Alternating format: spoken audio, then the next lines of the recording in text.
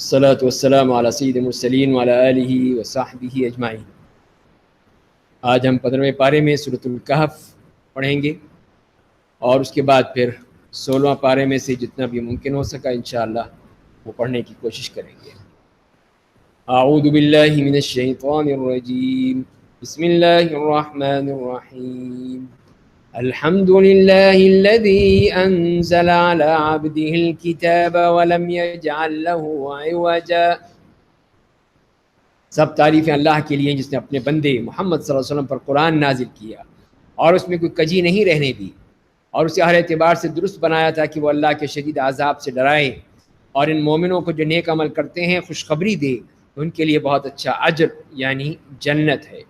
نبی کریم صلی اللہ علیہ وسلم کے حوالے سے فرمایا گیا کہ ان کے لیے قرآن اللہ تعالیٰ نے نازل فرمایا ہے اور آپ کا جو منصب نبوت ہے بتا دیا کہ آپ نے بشارت بھی دینی ہے اور ڈرانا بھی ہے، اور فرمایا کہ اس میں وہ ہمیشہ رہیں گے جو اللہ تعالیٰ نے ان کے لیے نعمتیں رکھی ہیں، اور ان لوگوں کو ڈرائے جو کہتے ہیں کہ اللہ نے اپنی اولاد بنائی ہے، نہ وہ اس سے متعلق کوئی علم رکھتے ہیں اور نہ ہی ان کے آباء و اجداد۔ یہ ایک بڑی بات ہے جو ان کے منہ سے نکلا کرتی ہے، وہ لوگ سراسر جھوٹ بولتے ہیں۔ یہ مشرکین مکہ کی بات اور ان مشرکین کی عمومی کہ اللہ کے لیے اولاد بنا لینا، تو وہ اس کے لیے صفت جو ہے وہ جو قرآن کریم نے بیان کی ہے وہ حی اور قیوم کی ہے۔ جب وہ قیم ہے اور قیوم ہے تو ظاہر ہے کہ پھر وہ کسی کا محتاج نہیں ہے، کوئی بھی نہ اولاد کی صورت میں نہ کسی اور صورت میں، وہ اپنی جگہ پوری طرح ہر چیز کو سنبھالے ہوئے ہے۔ فَلَعَلَّكَ بَاخِعٌ نَفْسَكَ عَلَىٰ آثَارِهِمْ، اگر کہیں گے شاید آپ ان کے پیچھے غم سے اپنی جان ہلاک کر لیں گے۔ تو یہ نبی کریم صلی اللہ علیہ وسلم کو بھی بتایا گیا کہ آپ کا پیغام تو صرف پہنچانا ہے، لیکن یہ آپ کی اپنی وہ تھی کہ آپ اس معاملے میں کس طرح اتنے پریشان ہو جاتے تھے کہ جیسے قرآن نے کہا کہ اپنے آپ کو ہلاک کر ڈالیں گے، اسی لیے کہ اتنی اس پہ مشقت اٹھانا، اتنا افسوس کرنا، اتنا غم کرنا، اتنا اس کے بارے میں یہ اپنی پریشانی کا اظہار کرنا، تو اسی لیے آپ سے کہا کہ آپ صبر کیجیے۔ جو کچھ زمین میں ہے اسے ہم نے اس کی زینت بنائی ہے تاکہ ہم انسان کو آزمائیں کہ ان میں عمل کے اعتبار سے کون سب سے اچھا ہے، اور جو کچھ اس پر ہے اسے ہم ختم کر کے ایک ہموار میدان بنا دیں گے۔ تو انسان کی تخلیق کا مقصد بتا دیا کہ دیکھنے کے لیے کہ اچھا عمل کون کرنے والا ہے، احسن عملا۔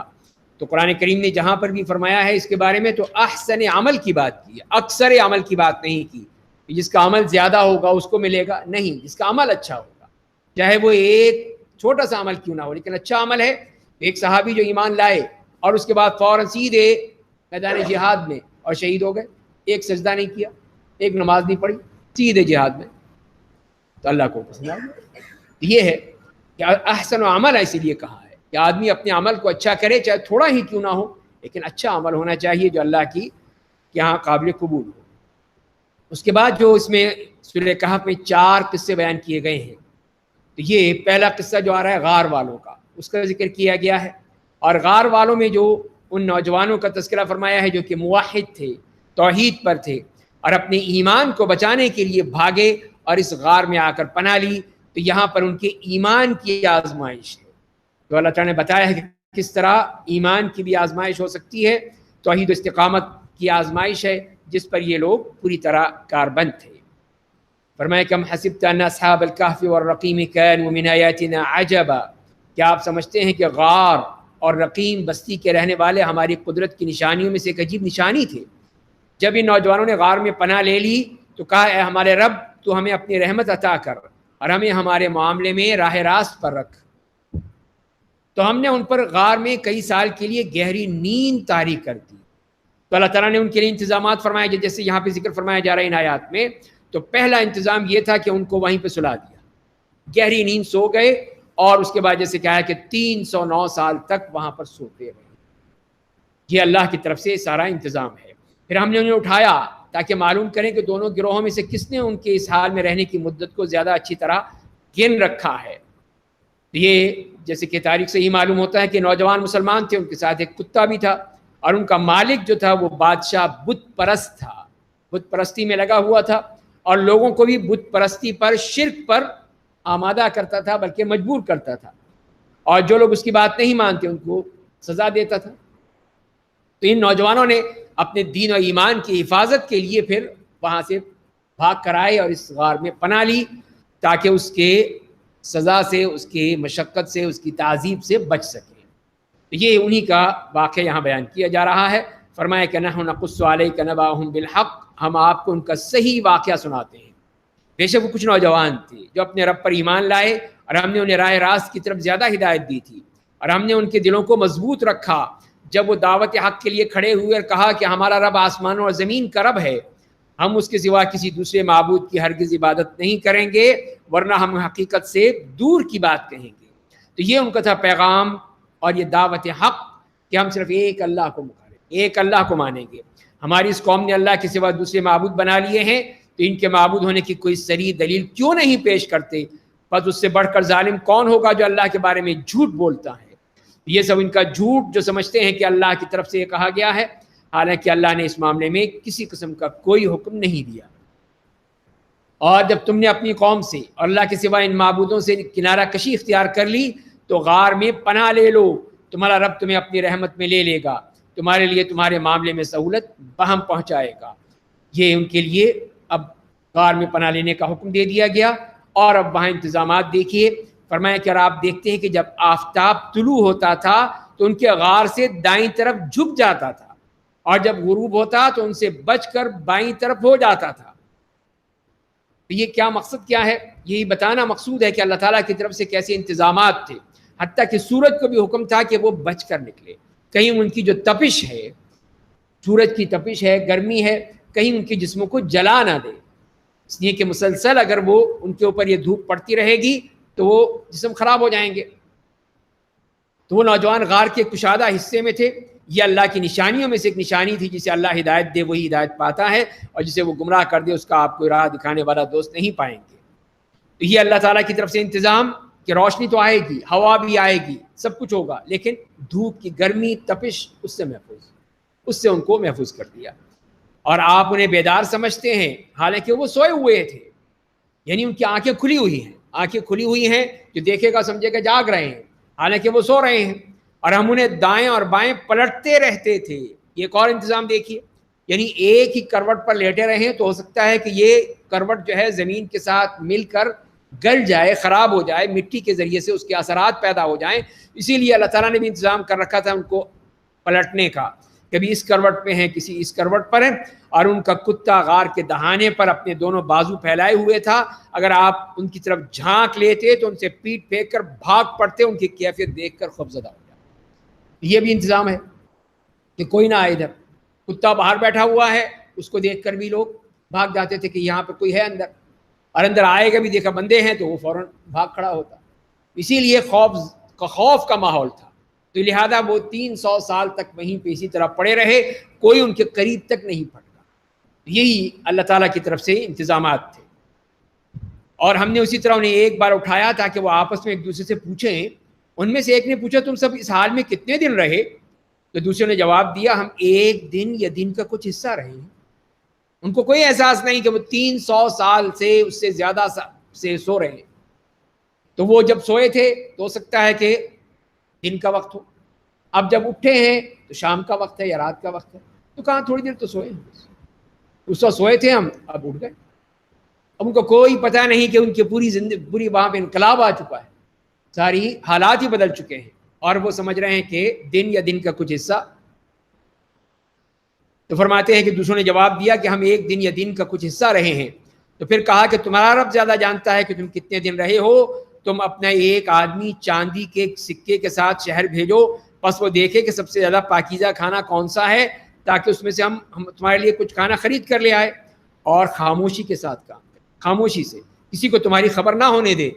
ڈر بھی لگ رہا تھا کہ اب بندہ جائے گا تو کہیں پکڑ نہ لے، پتہ نہ چل جائے کہ یہاں چھپے ہوئے ہیں، پھر آ جائے گی اس کی پولیس، آ جائے گی پکڑ لے گی ہمیں۔ تو لہٰذا یہ بھی کہہ رہے ہیں، اور بھوک بھی لگ رہی ہے، کھانا بھی چاہیے، اسی لیے بندہ بھیجا۔ اور جب بندہ گیا وہاں پر تو لوگوں نے دیکھا یہ کہاں سے مل گیا تمہیں پیسہ، یہ تو بڑا پرانا پیسہ، 300 سال پرانا سکہ، یہ تم کہاں سے لے آئے؟ تو خزانہ لیا تم نے۔ اب جو بات چاہ رہے تھے چھپانا وہ سب پھیل گئی کہ یہ کوئی بڑا خزانہ لوٹ کے لائے ہیں لوگ۔ اب بات پہنچتے پہنچتے پہنچ گئی اوپر تک، تو وہاں پتہ چلا کہ یہ تو وہی نوجوان ہیں جو غائب ہو گئے تھے آج دوبارہ 300 سال کے بعد دوبارہ زندہ ہو. یہ ہے اللہ کی قدرت کہ کس طرح وہ اپنے بندوں کی حفاظت بھی فرماتا ہے اور ان کو کس طرح دیتا بھی ہے. بے شک وہ لوگ اگر تمہیں پا لیں گے تو سنسار کر دیں گے یا تمہیں اپنے دین میں داخل کر دیں گے, پھر تو تم کبھی بھی کامیاب نہیں ہو. یہ ڈر بھی تھا کہ ماریں گے, ہمیں جیل میں ڈال دیں گے یا ہمیں مجبور کریں گے, اسی لیے وہ ڈرتے ڈرتے کہہ رہے تھے کہ دیکھ کے جانا خاموشی سے, کسی کو پتہ نہ چلے. وَكَذَلِكَ أَثَرْنَا عَلَيْهِمْ, اسی طرح ہم نے ان لوگوں کو ان کی خبر کر دی تاکہ وہ جان لیں کہ اللہ کا وعدہ برحق ہے اور یہ کہ قیامت کے آنے میں کوئی شبہ نہیں. اس وقت لوگ ان کے معاملے میں آپس میں جھگڑنے لگے. کچھ لوگوں نے کہا کہ تم لوگ ان کے اوپر ایک مکان بنا دو, ان کا رب ان کے حال سے زیادہ واقف ہے. جو لوگ ان کے معاملے میں دوسروں پر غالب آ گئے انہوں نے کہا کہ ان کے اوپر ایک مسجد بنائیں گے. تو یہاں پر پھر وہ جب یہ دوبارہ اٹھے, جیسے میں نے عرض کیا کہ لوگوں کے ذہنوں میں اب یہ بات ہوئی کہ یہ کیا ہوا, یہ کہاں سے آ گئے, کس طرح. اب جو لوگ باس بعد الموت کے منکر تھے ان کے لیے بھی ایک دلیل آ گئی کہ دیکھو اللہ تعالیٰ نے کس طرح ان کو زندہ کر دیا. اب یہ دلیل قائم ہو گئی تو اب اللہ نے ان کو موت دے دی. اس کے بعد وہ انتقال کر گئے. اب یہ کہہ رہے ہیں اب کیا کریں ان کے بارے میں. تو کچھ لوگوں نے کہا کہ جی اب انہیں اسی حال میں چھوڑ دو اور غار کا دروازہ بند کر دو اور بات ختم کر دو. لیکن دوسرے لوگوں نے کہا کہ نہیں, یوں کریں کہ ان کی قبروں کے اوپر مسجد بنائیں گے اور ان کے جسموں اور ان کی جگہ سے برکت حاصل کر کے اس میں نمازیں پڑھیں گے. اسی لیے وہ کہتے ہیں دیکھو یہ قرآن میں بھی تو آ گیا ہے کہ مسجد کے اوپر, مسجد میں مزار بن سکتا ہے, مسجد کے اوپر قبہ لگایا جا سکتا ہے. لہذا یہ دیکھ لو یہ دلیل مل گئی. تو حالانکہ یہ تو ان کی رائے نقل کی, اللہ تعالیٰ نے یہ نہیں کہا کہ انہوں نے واقعی جائز تھا ان کے لیے یا کرنا چاہیے تھا, ایسا نہیں تھا. تو بہرحال یہ انہوں نے چاہا, لیکن اللہ تعالیٰ نے ذکر نہیں کیا کہ کیا ہوا. اب ان کی تعداد کے بارے میں فرمایا ان قریب لوگ کہیں گے کہ وہ 3 نوجوان تھے, چوتھا ان کا کتا تھا. کچھ لوگ کہیں گے وہ 5 تھے, چھٹا ان کا کتا تھا. یوں ہی گمان کرتے ہیں. کچھ لوگ کہیں گے کہ وہ 7 تھے اور 8واں ان کا کتا تھا. آپ کہہ دیجئے کہ میرا رب ان کی صحیح تعداد زیادہ جانتا ہے, بہت کم لوگ انہیں جانتے ہیں. بس آپ ان کے سلسلے میں صرف سرسری بحث کیجئے, کسی سے ان کے بارے میں کوئی بات مت پوچھئے. یہ اٹکل پچو جو وہ باتیں کر رہے تھے, 3 ہیں, کوئی 4 ہیں, 5 ہیں, اس طرح کی باتیں تھیں. تو یہ سب ان کا تھا. اور بعض لوگوں نے یہی کہا کہ آخر میں جو اللہ تعالیٰ نے فرمایا ہے کہ 7 تھے, 8واں کتا تھا, یہی اسی کو ہی لوگوں نے لیا ہے کہ یہ اتنی تعداد تھی. بہرحال اس کا اختلاف اسی طرح چھوڑ دیا, نہیں بتایا گیا. اور آپ کسی چیز کے بارے میں نہ کہیے کہ میں اس کام کو کل کروں گا. ہاں یوں کہیے کہ اگر اللہ چاہے گا تو کروں گا, اور اگر یہ کہنا بھول جائیے تو یاد آنے کے بعد اپنے رب کا ذکر کیجئے اور کہیے مجھے امید ہے کہ میرا رب بھلائی کے اس سے قریب راستے کی طرف میری رہنمائی کرے گا. تو یہاں پر بھی جب نبی کریم صلی اللہ علیہ وسلم کے پاس یہ یہودی آئے تھے 3 سوالات لے کر کہ آپ اس کا جواب دیں, تو آپ نے کہا ٹھیک ہے میں جواب دوں گا. انشاءاللہ نہیں کہا, وہی رک گئی, نہیں آئی, وہ بار بار پوچھ رہے ہیں. تو اسی لیے اللہ تعالیٰ نے کہا کہ اگر آپ نے کہنا بھی تھا تو انشاءاللہ کہہ دیتے, تو یہ بات مسئلہ نہ ہوتا. تو لہذا یہاں پر بھی یہ بات کی تنبیہ کر دی گئی. اور اب بتا دیا گیا کہ وہ کتنا عرصہ رہے. وہ نوجوان اپنے غار میں 300 سال اور مزید 9 سال رہے, یعنی 309 سال وہ وہاں پر رہے. آپ کہہ دیجئے ان کے سال میں رہنے کی مدت کو اللہ زیادہ جانتا ہے. آسمان و زمین کی پوشیدہ باتوں کو صرف وہی جانتا ہے. وہ کیا خوب دیکھنے والا ہے اور کیا خوب سننے والا ہے. بندوں کا اس کے سوا کوئی کارساز نہیں, اور وہ اپنے حکم میں کسی کو شریک نہیں کرتا ہے. یہ سب اللہ تعالیٰ کی قدرت ہے کہ کس طرح اس نے ان کو زندہ رکھا. اور آپ پر آپ کے رب کی کتاب کا جو حصہ بدریہ وہی پہنچ جائے, اسے لوگوں کو پڑھ کر سنا دیا کیجئے. اس کے فیصلوں کو کوئی نہیں بدل سکتا, اور آپ کے سوا کوئی اور جائے پناہ نہیں پائیں گے. یہ قرآن کریم کے حوالے سے بھی کس کی کوئی تبدیلی نہیں ہو سکتی. لا مبدل لکلمات, کوئی نہیں بدل سکتا, کوئی ترمیم نہیں. یہ اٹل حقیقتیں ہیں جو اللہ نے بتا دی ہیں. وَاصْبِرْ نَفْسَكَ مَعَ الَّذِينَ يَدْعُونَ رَبَّهُمْ بِالْغَدَاةِ وَالْعَشِيِّ, اور جو لوگ صبح و شام اپنے رب کو اس کی رضا جوئی کے لیے پکارتے رہتے ہیں, ان کے ساتھ اپنے آپ کو روکے رکھیے. اور دنیاوی زندگی کی زیب و زینت کی خواہش میں آپ کی آنکھیں ان سے پھر نہ جائیں. اور آپ اس آدمی کی پیروی مت کیجئے جس کے دل کو ہم نے اپنی یاد سے غافل کر دیا ہے, اور جو اپنی خواہش کی اتباع کرتا ہے, جس کی نافرمانی کا معاملہ حد سے تجاوز کر گیا ہے. تو یہاں پر یہ پہلے بھی واقعہ آ چکا ہے, یہاں پہ دوبارہ پھر ذکر آیا ہے کہ جیسے کہ یہ لوگ کہا کرتے تھے مشرکین, ان کے مالدار, کہ آپ ان غریبوں کو, ان ذلیلوں کو یہاں سے نکال بھیجیے, دور کر دیجیے، ہم نہیں بیٹھتے ہیں، ان کے ساتھ ہی بیٹھنا کے ساتھ ہی آنا ہے۔ اور وہ آدمی جس کا دل اللہ کی یاد سے غافل ہے، خواہشات کی اتباع کرتا ہے، اس کی بات مت سنیے، بد مانیے اس کی۔ وَقُلِ الْحَقُّ مِن رَبِّكُمْ، اور آپ کہہ دیجئے کہ دعوت حق تمہارے رب کی جانب سے ہے، بس جو چاہے ایمان لے آئے انکار کر دے۔ بے شک ہم نے ظالموں کی اگر وہ پانی کے لیے فریاد کریں گے تو ان کی فریاد رسی پگھلے ہوئے تانبے کے مانند پانی سے ہوگی جو ان کے چہروں کو بھون دے گا، بہت ہی برا پانی ہوگا، بہت ہی بری جگہ ہوگی۔ تو یہ جہنم کا ایک منظر دکھا دیا کہ ان کو جو پینے کے لیے پانی ملے گا، جیسے کہ ہم پہلے پڑھ چکے ہیں، زقوم کا درخت کھائیں گے، اس کا پھل کھائیں گے، اور اس سے ان کے پیٹ میں جو آگ لگے گی تو پانی مانگیں گے۔ پانی جو ملے گا وہ یہ ہوگا جیسے یہاں بتایا گیا ہے کہ پگھلے ہوئے تانبے کے مانند پانی، کھولتا ہوا گرم، وہ جس سے ان کی آنتیں بھی کٹ جائیں گی، اور اتنی گرمی ہے، اتنی تپش اس کے اندر کہ چہرہ بھی ان کا وہ بھون دے گا، وہ بھی چہرہ جھلس جائے گا۔ اور اس کے مقابلے میں اللہ کے نیک بندوں کے بارے میں نعمتوں کا تذکرہ بھی فرما دیا، بے شک جو لوگ ایمان لائیں گے، عمل صالح کریں گے، ہم ایسا اچھا کام کرنے والوں کا اجر ضائع نہیں کرتے۔ ان کو عدن کے باغات ملیں گے جن کے نیچے نہریں جاری ہوں گی، وہاں انہیں سونے کے زیورات پہنائے جائیں گے، اور وہ باریک دبیز ریشم کے ہرے کپڑے پہنیں گے، اور اس حال میں آرام کرسیوں پر ٹیک لگائے ہوئے ہوں گے۔ کتنا اچھا بدلہ ہوگا، اور جنت اچھی آرام گاہ ہوگی۔ یہ ان کے لیے نعمتیں ہیں کہ دنیا میں ان کے لیے سونا حرام، ان کے لیے یہ ریشمی کپڑے حرام، لیکن وہاں جنت میں ان کے لیے یہی زیورات ہیں، یہی ریشمی کپڑے ہیں جو بہترین انداز میں وہ ان کو پہنائے جائیں گے، ان کو دیا جائے گا، اور ان کو وہ بہترین مقام ہوگا جو اللہ دے گا۔ اب یہاں پر ہم دیکھتے ہیں کہ دوسرا واقعہ، دو زمینداروں کا واقعہ جو ہے وہ اللہ تعالیٰ نے پیش کیا ہے، اور یہ کیا ہے؟ یہ مال و دولت کی آزمائش ہے۔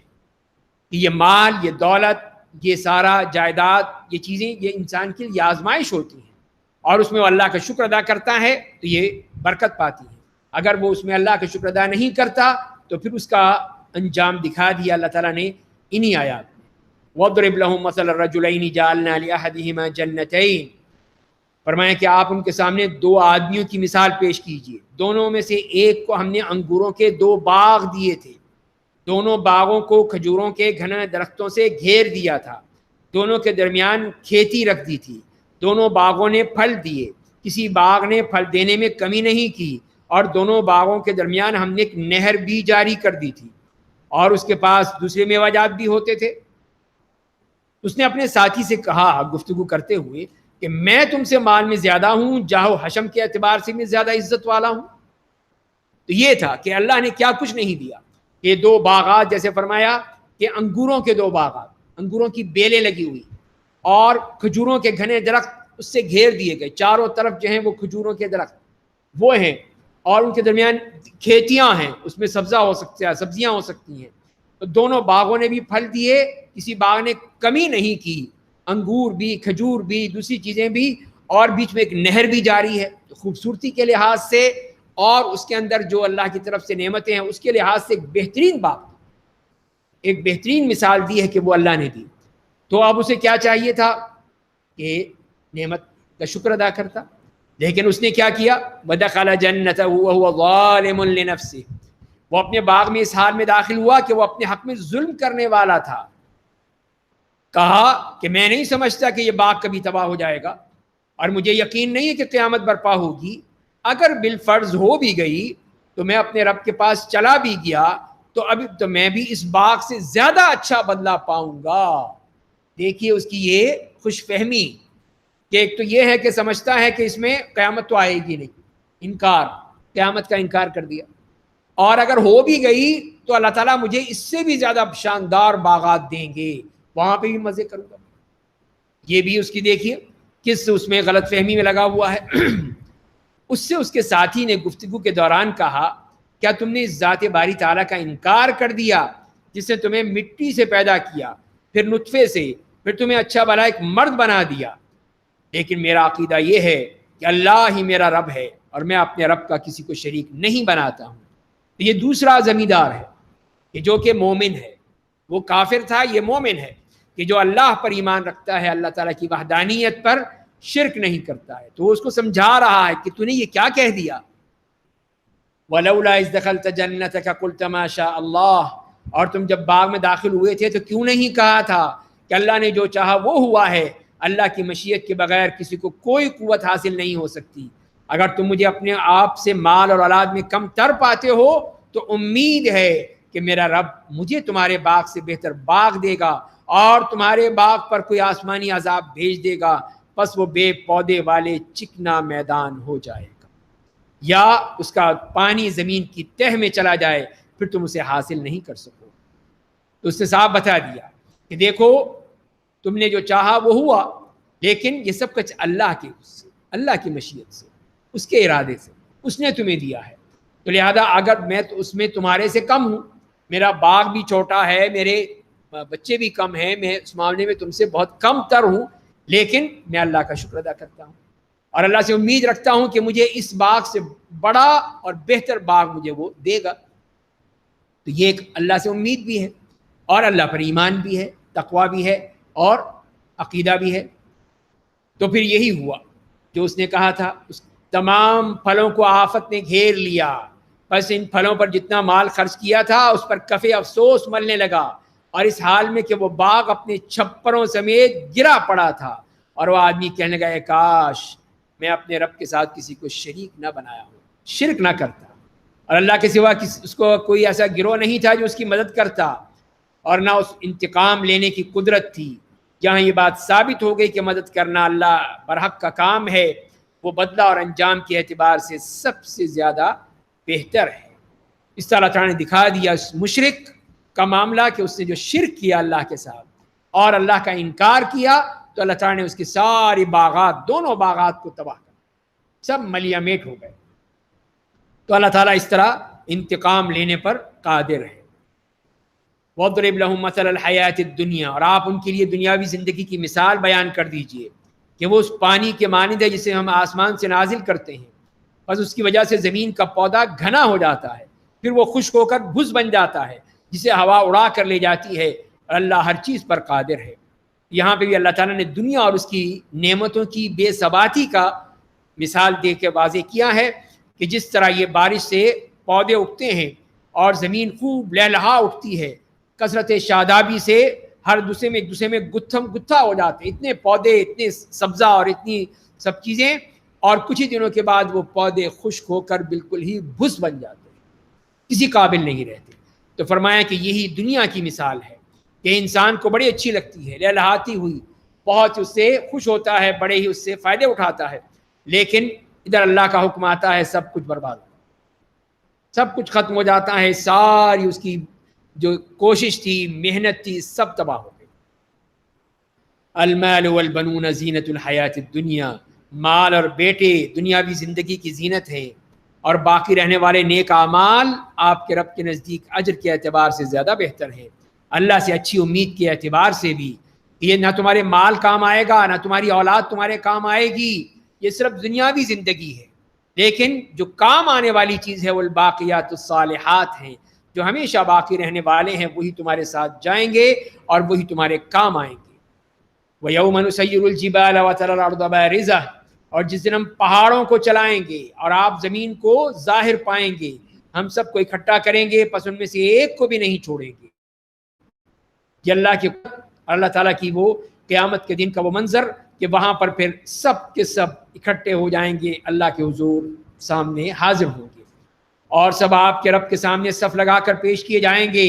ہم کہیں گے کہ تم لوگ ہمارے سامنے اسی طرح حاضر ہو گئے جس طرح ہم نے تمہیں پہلی بار پیدا کیا تھا، بلکہ تم تو سمجھ رہے تھے کہ تمہارے دوبارہ زندہ کیے جانے کا ہم نے کوئی وقت مقرر کیا ہی نہیں ہے.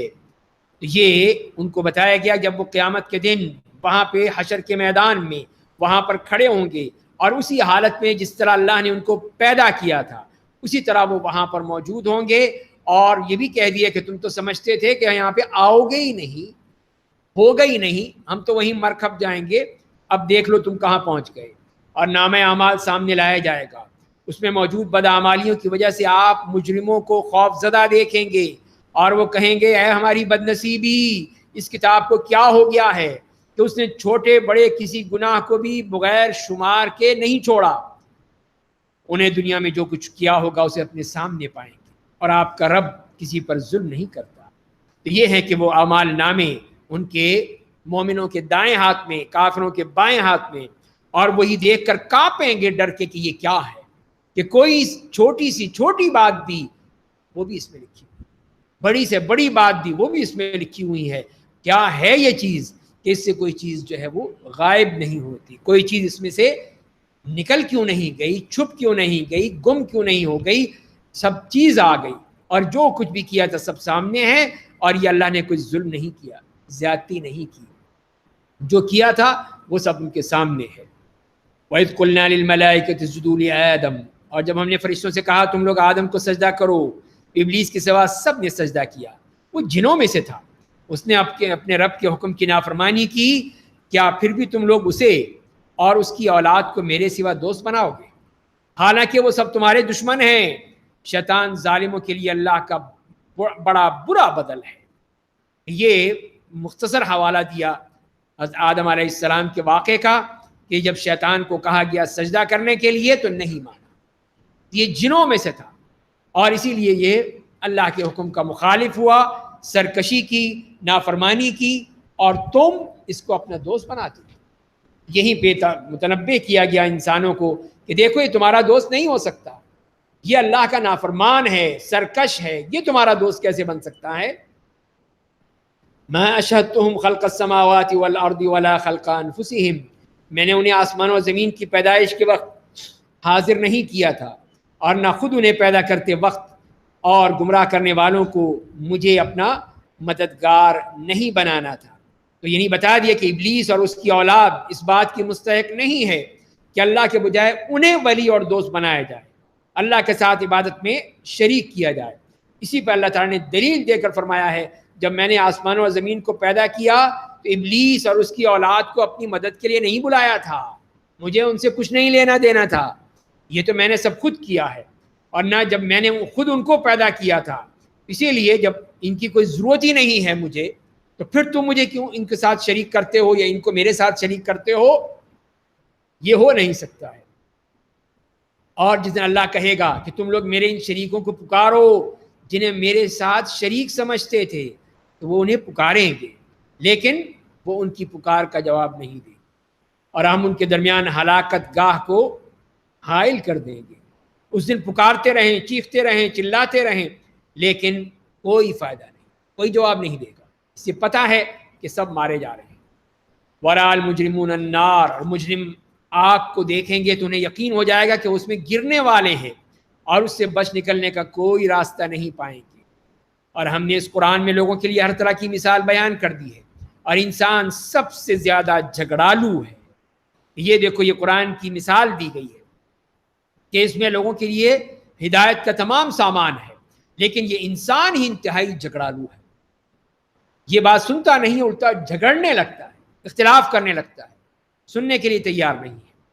اور جب لوگوں کے پاس ہدایت آ گئی تو انہیں ایمان لانے اور اپنے رب سے مغفرت مانگنے سے کسی بات نے نہیں روکا ہے, مگر یہ انتظار کہ ان کے ساتھ بھی گزشتہ قوموں جیسا معاملہ ہو, یا قیامت کے دن کا عذاب ان کی آنکھوں کے سامنے آ جائے.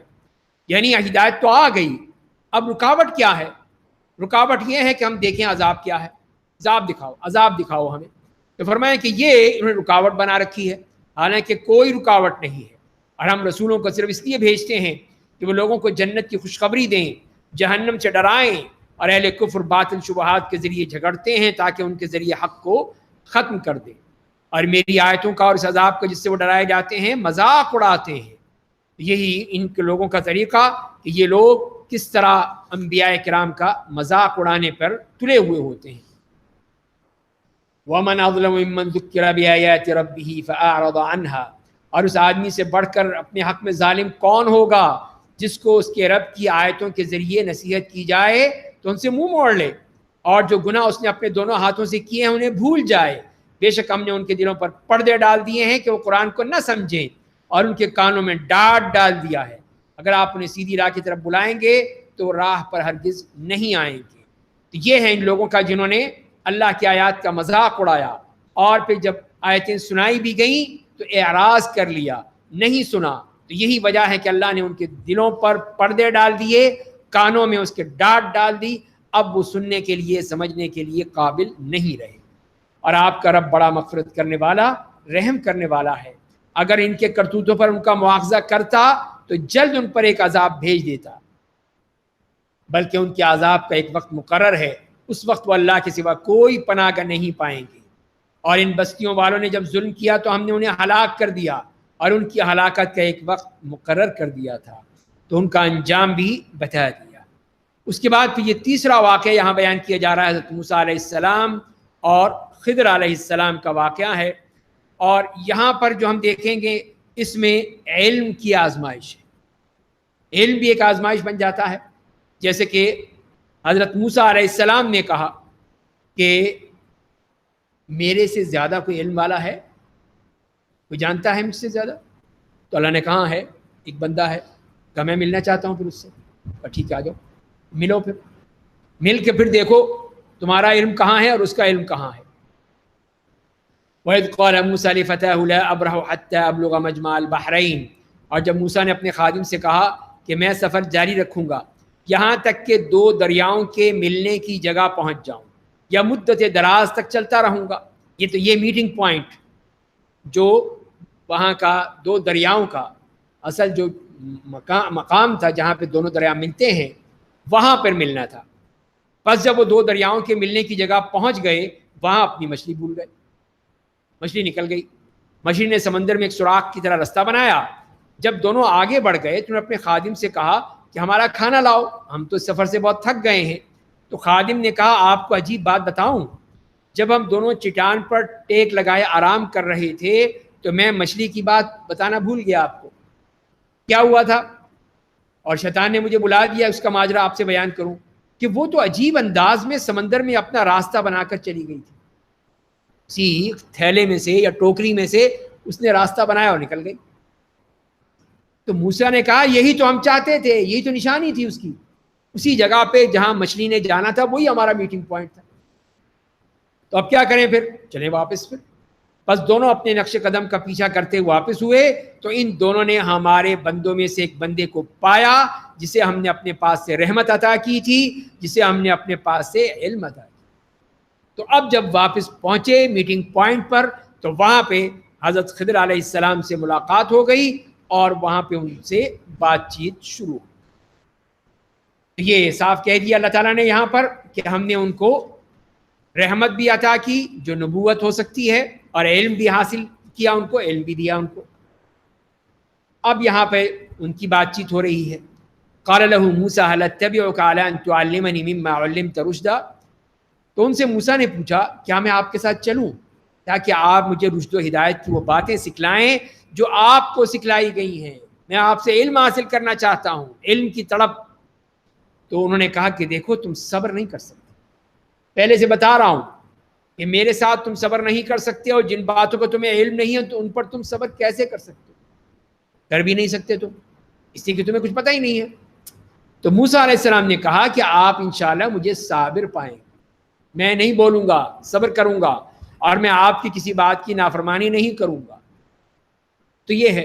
اور جہاں تک کہ ان کے علم کے بارے میں، جیسے کہ بعض روایات میں آیا ہے کہ ان کے پاس جو علم تھا وہ یہ تھا کہ انہوں نے جیسے کہا کہ جب پوچھا حضرت موسیٰ علیہ السلام نے ان کے علم کے بارے میں تو دیکھا ایک چڑیا نے سمندر میں ایک چونچ ماری ہے، تو خضر علیہ السلام نے کہا کہ اللہ کی قسم میرا اور آپ کا علم اللہ کے علم کے مقابلے میں ایسا ہی ہے جیسا اس چڑیا نے اس چونچ میں سے پانی لیا ہے، ہمارا علم تو یہ ہے بس، اور اللہ کا علم جو ہے پورا ایک سمندر ہے۔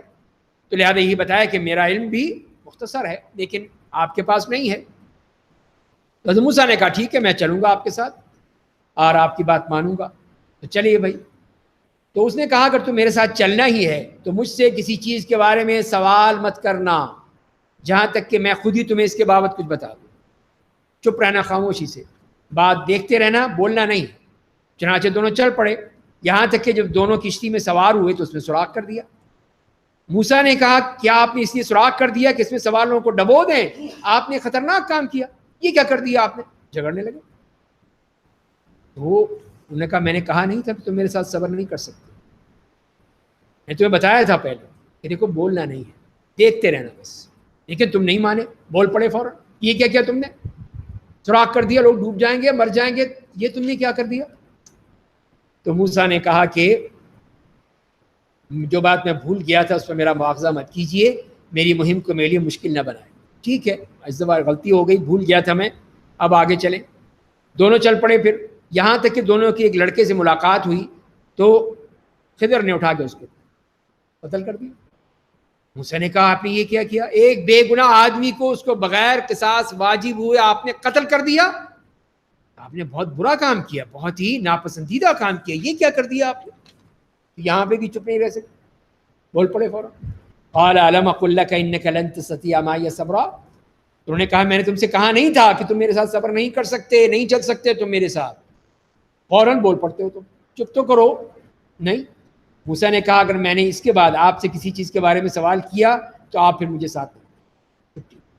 آپ نے طرف سے خود ہی اپنے اوپر یہ قید لگا لی، میری جانب سے آپ عذر کی انتہا کو پہنچ چکے، یعنی آپ میں ہی غلطیوں پہ ہوں، آپ کی بات صحیح ہے، لہذا اب نہیں.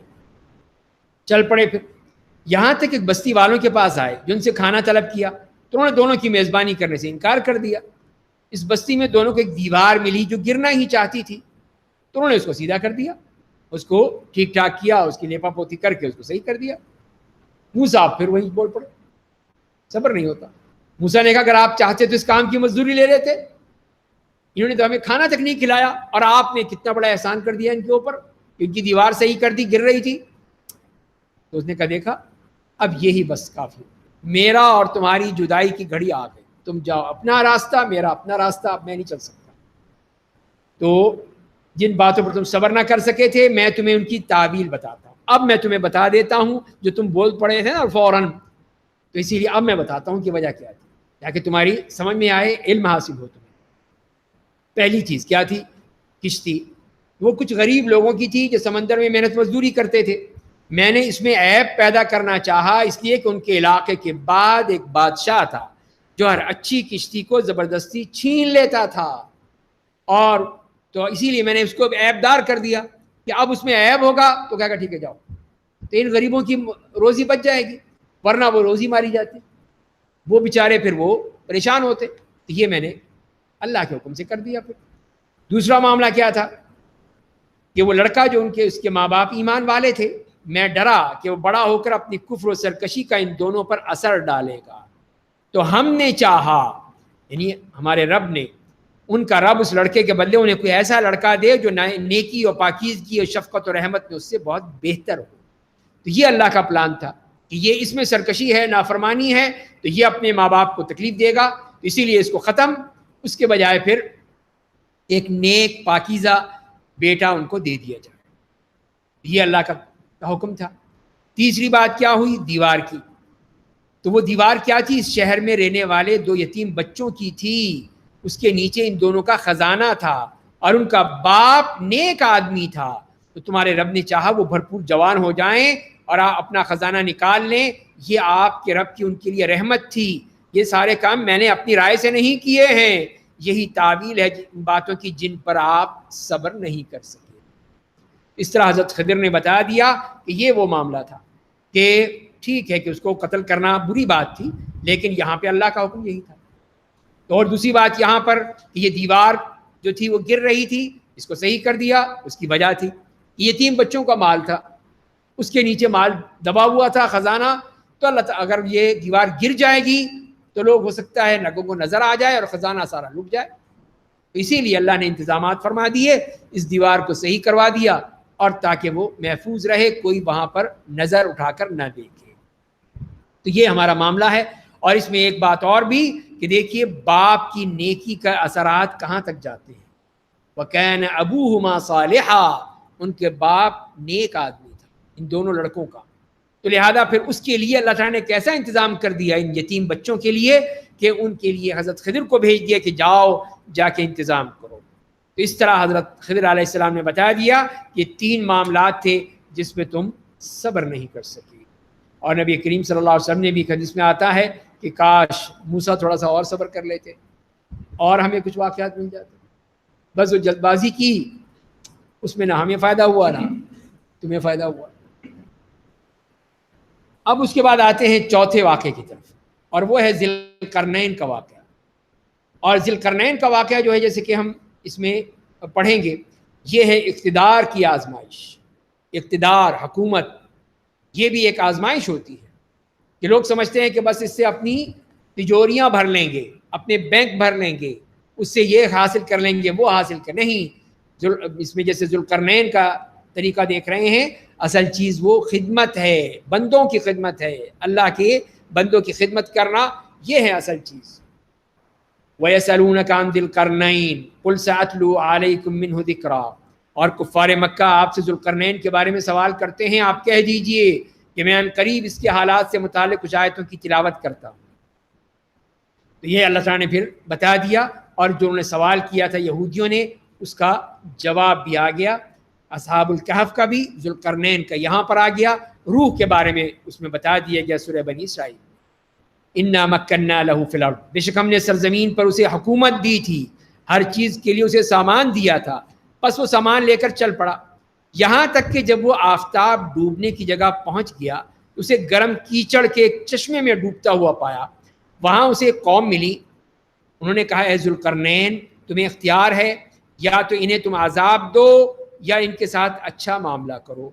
تو انہوں نے کہا کہ جو ظالم ہوگا اسے ہم عذاب دیں گے، پھر وہ اپنے رب کی طرف لوٹایا جائے گا تو وہ اسے سخت عذاب دے گا، اور جو ایمان لائے گا اور عمل صالح کرے گا تو اسے بطور جزا جنت ملے گی، اور اپنے احکام سے متعلق اسے ہم آسان بات کہیں گے.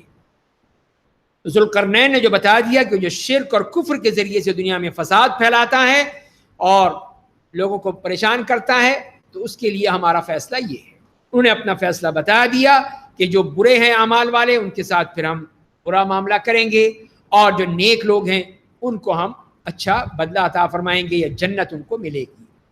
پھر وہ سامان لے کر دوسرے راستے پر چل پڑا، یہاں تک کہ جب وہ آفتاب نکلنے کی جگہ پہ پہنچ گیا تو اسے ایک ایسی قوم پر نکلتے ہوئے پایا جن کے واسطے اس کی تمازت سے بچنے کے لیے ہم نے کوئی آڑ نہیں بنائی تھی.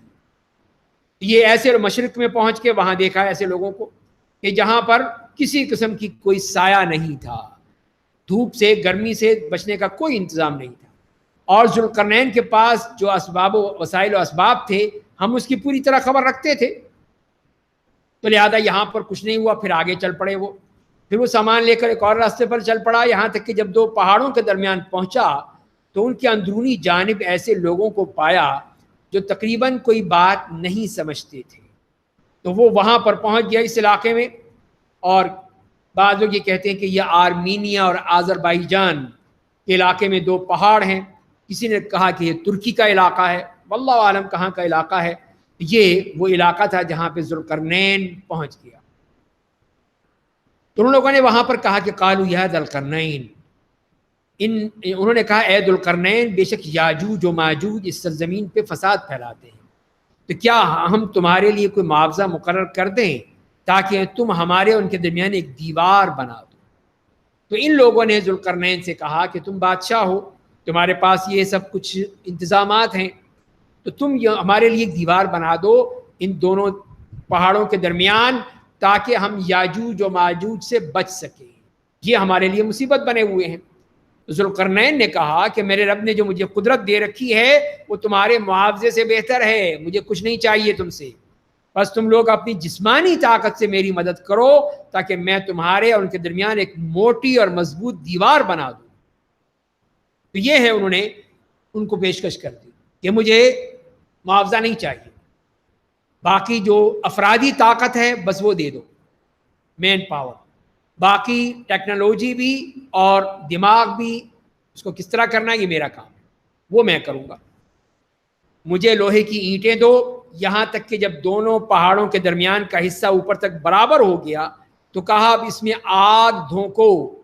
جب اسے آگ بنا دیا تو کہا مجھے پگھلا ہوا تانبا دو تاکہ اس پر ڈال دو.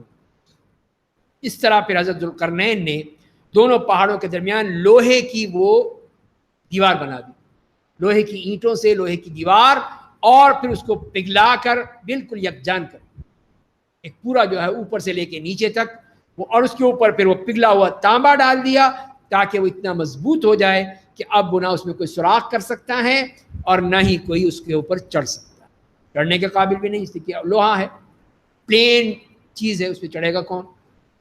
تو یہ ان کی ترکیب تھی. اسی لیے فرمایا کہ فَمَسْتَطَاعُوا أَنْ يَظْهَرُوا وَمَا اسْتَطَاعُوا لَهُ نَقْبًا، کہ پھر یاجوج و ماجوج کے افراد نہ اس پر چڑھ سکے نہ اس میں سوراخ بنا سکے.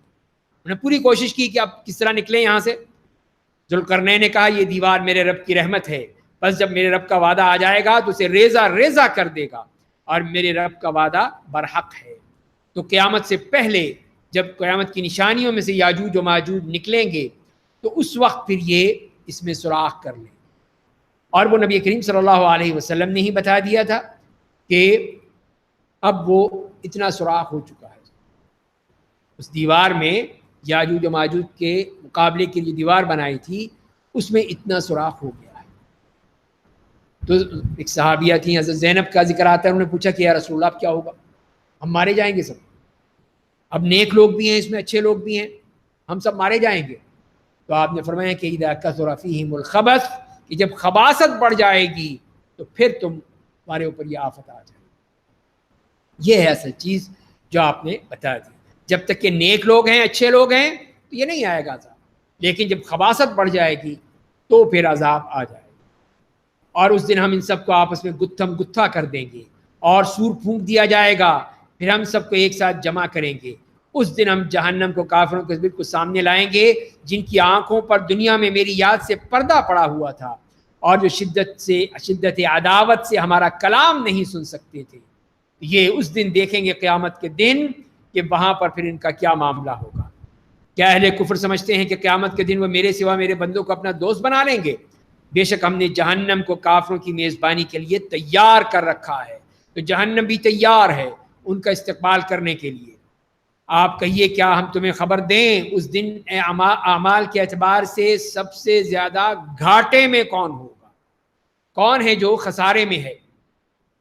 جن کی دنیاوی زندگی کے لیے کوششیں ضائع ہو گئیں اور وہ سمجھتے رہے کہ بہت اچھا کام کر رہے ہیں.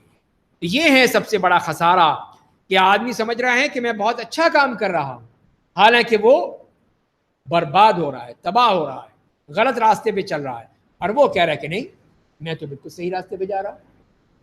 جیسے کہ آپ کی مثالیں آپ جانتے ہی ہیں کہ لوگ یہی سمجھتے ہیں کہ دیکھو ان پیروں پہ، ان مزاروں پہ، درباروں پہ، ان کے پیچھے بھاگتے رہو، یہ بس بڑا اچھا معاملہ ہے، یہیں سے تم کامیاب ہو جاؤ گے. یہی تباہی ہوتی ہے پھر انسان جب غلط راستے پر چلتا ہے. انہی لوگوں نے اپنے رب کی آیتوں کا اور اس سے ملاقات کا انکار کیا تو ان کے اعمال بیکار ہو گئے.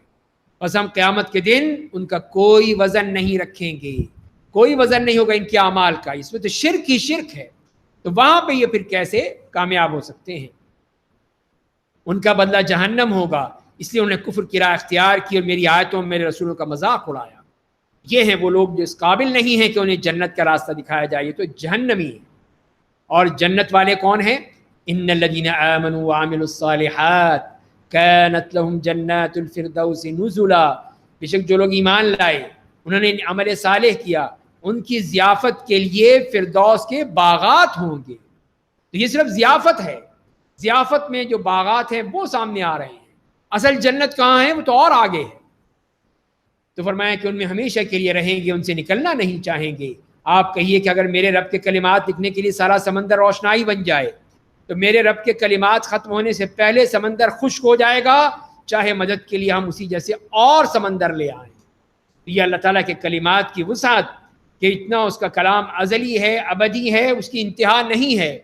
جیسے دوسری جگہ جو فرمایا ہے کہ اگر یہ سارے سمندر روشنائی بن جائیں، سارے درخت قلم بن جائیں، تب بھی وہ کلمات ختم نہیں ہوں گے. اور یہاں پہ فرمایا کہ مزید اتنے ہی اور انتظامات ہو جائیں تب بھی وہ کلمات ختم ہونے والے نہیں ہیں.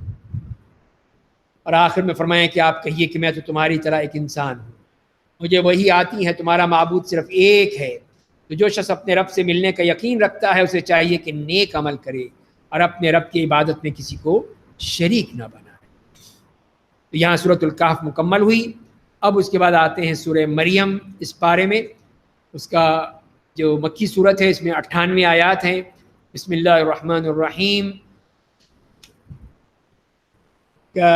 ہا یا عین صاد ذکر رحمت ربک عبدہ زکریا، کاف ہا یا عین صاد، یہ آپ کے رب کی رحمت کا ذکر ہے جو اس نے اپنے بندے زکریا پر کی تھی۔ یہاں پہ بات ہی شروع ہو رہی ہے حضرت زکریا علیہ السلام کے واقعے سے، اور ان کو بتایا کہ کس طرح معجزانہ طور پر اللہ تعالیٰ نے ان کو اولاد دی تھی۔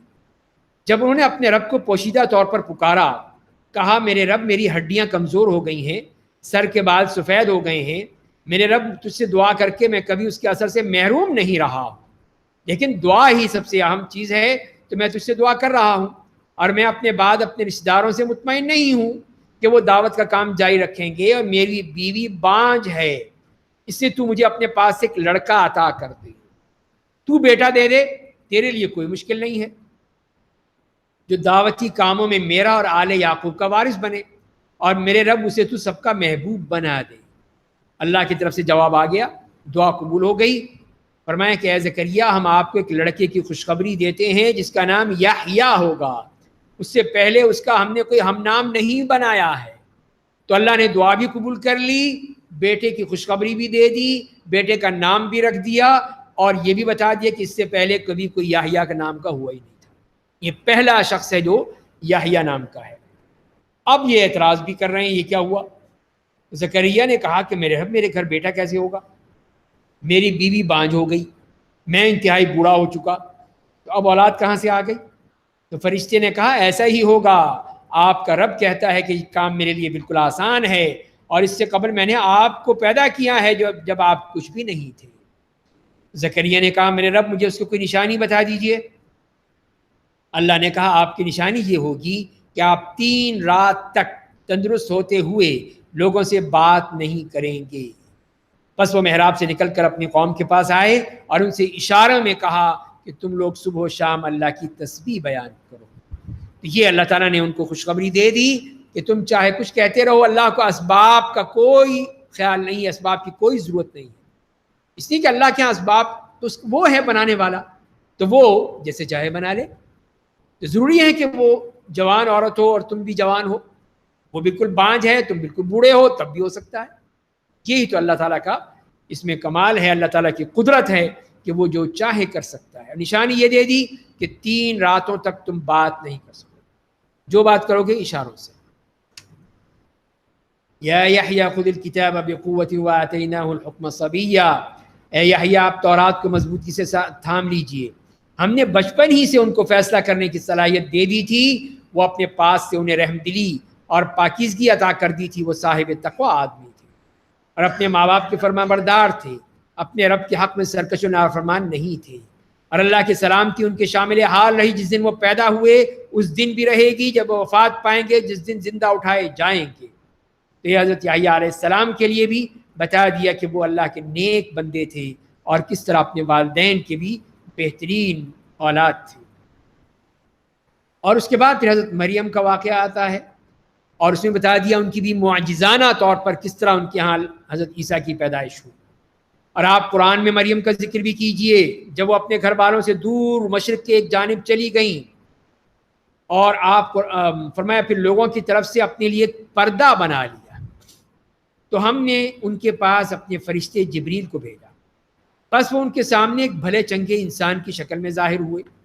مریم نے کہا اگر تم اللہ سے ڈرنے والے ہو تو میں تم سے رحمان کے ذریعے پناہ مانگتی ہوں۔ تم یہاں پر آ گئے اکیلی عورت، اور تم یہاں پر آ گئے ہو تو میں اللہ کی پناہ چاہتی ہوں۔ جبریل نے کہا کہ میں آپ کے رب کا پیغمبر ہوں کہ آپ کو ایک پاکیزہ لڑکا عطا کر، بیٹا دینے کے لیے، اولاد دینے کے لیے آیا ہوں، یہ ہے میرا معاملہ، میں کوئی اور شخص نہیں ہوں۔ تو مریم نے کہا مجھے لڑکا کیسے ہوگا جبکہ مجھے کسی انسان نے چھوا تک نہیں ہے اور میں بدکار عورت بھی نہیں ہوں؟ تو جبریل نے کہا ایسا ہی ہوگا، آپ کا رب کہتا ہے کہ یہ کام میرے لیے آسان ہے، اور تاکہ ہم اسے لوگوں کے لیے اپنی قدرت کی ایک نشانی اور رحمت بنائیں، یہ ایک ایسی بات ہے جس کا فیصلہ ہو چکا ہے۔ یہاں پہ حضرت مریم بھی پریشان ہو گئی، یہ کیسے ہو سکتا ہے، اولاد کیسے ہو میرے، جبکہ میں نہ شادی ہوئی ہے، نہ کوئی مرد ہے، نہ میں کوئی بدکار عورت ہوں، تو یہ کیسے ہو سکتا ہے؟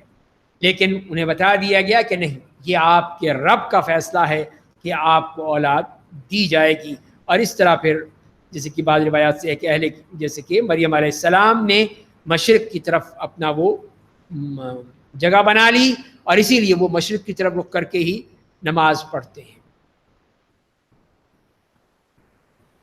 فَحَمَلَتْهُ فَانْتَبَذَتْ بِهِ مَكَانًا قَصِيًّا، چنانچہ وہ حمل ٹھہر گیا، اسے لیے ایک دور جگہ چلی گئیں.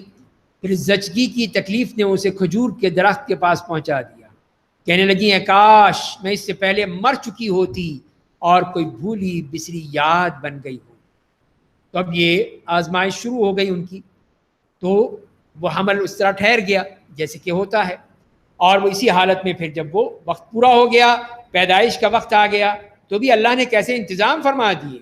تو فرشتے نے اس کی نچلی جانب سے پکارا کہ غم مت کرو، تمہارے رب نے تمہارے نیچے کی جانب ایک چشمہ جاری کر دیا ہے، ایک ٹھنڈا میٹھا چشمہ ہے، اور کھجور کے درخت کو پکڑ کر اپنی طرف ہلاؤ، چیدہ اور تازہ کھجوریں تمہارے لیے گریں گی، بس کھاؤ پیو، اپنی آنکھ بچے کو دیکھ کر ٹھنڈی کرو.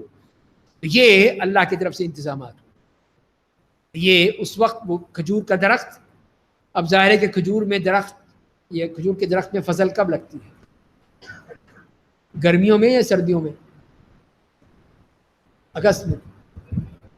جی تو اگست ہی ہے، کرسمس تو دسمبر میں ہوتی. یہی جھوٹ ہو گیا نا ان کا کہ وہ کب پیدا ہوئے. قرآن کیا کہہ رہا ہے کہ وہ پیدا ہوئے تھے اس وقت جو گرمی کا موقع تھا، جب فصل پکی ہوئی تھی. اسی لیے تو فرمایا جا رہا ہے کہ صرف ہلاؤ، دیکھو کھجوریں ٹپکیں گی، کھجوریں گریں گی تمہارے اوپر سے، کھاؤ ان کو، تمہاری طاقت آ جائے گی. تو یہ اللہ کا انتظام دیکھیے، صاف کہہ دیا کہ وہ گرمی کا موسم ہوگا، فصل پکی ہوئی ہوگی اور اس وقت تمہیں کھجوریں مل جائیں گی فوراً. اب سردیوں میں کرسمس سے 25 دسمبر کو وہاں پہ کون سی کھجور کی درخت میں سے کھجوریں گرتی ہیں؟ ذرا دکھائیں ہمیں. تو یہی معلوم ہوا کتنا بڑا جھوٹ ہے ان کا. انہوں نے اپنی صرف عیاشیوں کے لیے سب یہ بنا رکھے ہیں سارے اس قسم کی چیزیں. تو یہی فرمایا گیا کہ اب آپ کھاؤ پیو اور بچے کو دیکھ کے اپنی آنکھ ٹھنڈی کرو. اور پھر یہ بتا دیا احتیاط بھی، بس اگر کسی انسان کو دیکھو تو اشارے سے کہہ دو کہ میں نے رحمان کے لیے خاموش رہنے کی نظر مانی ہے، اس لیے میں آج کسی انسان سے بات نہیں کروں، کوئی بات چیت نہیں، چپ کا روزہ ہے. پھر وہ بچے کو اٹھائے ہوئے اپنے لوگوں کے پاس آئیں. انہوں نے کہا اے مریم تم نے بہت ہی برا کام کیا. اے ہارون کی بہن، تمہارا باپ کوئی برا آدمی نہیں تھا، تمہاری ماں کوئی بدکار عورت نہیں تھی. اے مریم تو نے یہ کیا کر دیا، تو یہ بچہ کہاں سے لے آئی؟ ظاہر مریم کو تو منع کر دیا تو بات نہیں کرنی. انہوں نے پھر مریم نے بچے کی طرف اشارہ کیا. لوگوں نے کہا ہم کیسے بات کریں اس سے جو ابھی گود کا بچہ ہے، اس سے کیسے بات کریں؟ بچے نے کہا بے شک میں اللہ کا بندہ ہوں، اسی نے مجھے انجیل دی ہے، مجھے نبی بنایا ہے. تو دیکھیے اللہ کے حکم سے وہ بچہ ماں کی گود میں بول پڑا. یہ ہے عیسیٰ علیہ السلام جنہوں نے بول کر بتا دیا اور یہ کہہ دیا انی عبد اللہ، میں اللہ کا بندہ ہوں. یہی بتانے کے لیے کہ تم اللہ کا بیٹا مت کہنا اس کو، یہ اللہ کا بندہ ہے اور مجھے اللہ نے کتاب دی ہے انجیل اور مجھے نبی بنایا ہے، اور میں جہاں بھی رہوں مجھے بابرکت بنایا ہے. جب تک میں زندہ رہوں مجھے نماز و زکوٰۃ کی وصیت کی ہے، مجھے میری ماں کا فرما بردار بنایا ہے، مجھے سرکش و بدبخت نہیں بنایا ہے، اور مجھ پر اللہ کی سلامتی ہو. جس دن میں پیدا ہوا اس دن بھی رہے گی، جب میں مروں گا اور جب میں دوبارہ اٹھایا جاؤں گا. عیسیٰ ابن مریم کی یہی حقیقت ہے، یہی وہ حق بات ہے جس میں تم لوگ اختلاف کرتے رہتے ہو. یہ ہے اللہ نے بتا دیا کہ یہ دیکھو کس طرح اللہ نے معجزانہ طور پر حضرت مریم کو بیٹا دے دیا. تو عیسیٰ علیہ السلام پیدا ہو گئے تو اللہ کے بیٹے نہیں ہیں، وہ تو اللہ کے بندے ہیں. عبداللہ ما کان للہ یتخذ من ولد سبحانہ، اللہ کے لیے مناسب نہیں ہے کہ وہ اپنے لیے کوئی بیٹا بنائے، وہ ہر عیب سے پاک ہے. جب کسی چیز کا فیصلہ کر دیتا ہے تو صرف اتنا کہتا ہے کہ ہو جا، بس وہ چیز ہو جاتی ہے. یہ تو اس کا معاملہ ہے، اس کے ہاں تو اسباب کی کوئی ضرورت ہی نہیں ہے. پھر جماعتوں نے آپس میں اس بارے میں اختلاف کیا تو کافروں کے لیے قیامت کے دن حاضری کے وقت بربادی ہوگی. تب یہ اختلاف میں پڑ گئے. تو یہودیوں نے کہا کہ جادوگر تھا، ماں اس کی بدکار عورت تھی نعوذ باللہ. نصارہ نے کچھ کر دیا، طرح طرح کے عقائد آ گئے. یہی فرمایا کہ یہ سب وہاں بھگتیں گے اللہ کے ہاں. جس دن وہ لوگ ہمارے سامنے آئیں گے اس دن ان کی سماعت و بینائی کس قدر تیز ہوگی. لیکن ظالم لوگ آج کے دن کھلی گمراہی میں مبتلا ہیں. وَأَنذِرْهُمْ يَوْمَ الْحَسْرَةِ إِذْ قُضِيَ الْأَمْرُ، اور آپ کافروں کو حسرت کے دن سے ڈرائیے جب فیصلہ صادر ہو جائے گا اور وہ لوگ ابھی غفلت میں پڑے ہوئے ہیں اور ایمان نہیں لاتے ہیں۔ بے شک زمین اور اس پر رہنے والوں کے ہم وارث ہوں گے اور وہ تمام ہماری ہی طرف لوٹائے جائیں گے۔ تو یہ اللہ تعالیٰ نے بتا دیا کہ اب ہم جب یہ سب آ گئے ہیں قیامت کے دن اور فیصلے ہو گئے ہیں، جو جنتی ہیں وہ جنت میں، جہنمی جہنم میں، موت کو ذبح کر دیا جائے گا، ختم کر دیا جائے گا۔ اب صرف ہمارا فیصلہ ہوگا، جس کو چاہیں ہم جنت میں بھیج دیں اور جو اپنے اعمال کے مطابق اس کو جہنم میں دیں۔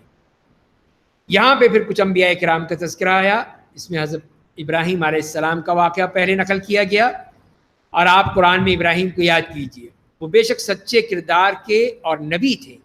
جب انہوں نے اپنے باپ سے کہا اے ابا جان، آپ ایسے کی عبادت کیوں کرتے ہیں جو نہ سنتا ہے، نہ دیکھتا ہے، نہ آپ کے کسی کام آ سکتا ہے؟ اے ابا جان، میرے پاس وہ علم آیا ہے جو آپ کے پاس نہیں ہے، اس لیے آپ میری پیروی کیجئے تاکہ میں سیدھی راہ کی طرف آپ کی رہنمائی کروں۔ اے ابا جان، آپ شیطان کی عبادت مت کیجئے، بے شک شیطان رحمان کا بڑا نافرمان رہا ہے۔ اے ابا جان، مجھے ڈر ہے کہ رحمان کی طرف سے کوئی عذاب نہ آپ کو آلے، پھر آپ شیطان کے ساتھی بن جائیں گے۔ اس طرح کتنے ادب کے ساتھ، کتنی نرمی، کتنی محبت ٹپک رہی ہے کہ 4 مرتبہ کہہ رہے ہیں کہ اے ابا جان، اے ابا جان سن لیجئے، میری بات مان لیجئے، اگر آپ نے ایسا کیا تو آپ کے پاس عذاب آ جائے گا۔ لیکن باپ کیا کہتا ہے؟ قال اراغب انت عن آلہتی یا ابراہیم، ان کے باپ نے کہا ابراہیم، کیا تم میرے معبودوں سے منہ پھیر رہے ہو؟ اگر تم باز نہ آئے تو میں تمہیں سنسار کر دوں گا اور تم اس سے ایک طویل مدت کے لیے دور ہو جاؤ۔ باپ نے یہ کیا، دھمکیاں دے رہا ہے اور کہا کہ یہاں سے دفع ہو جاؤ۔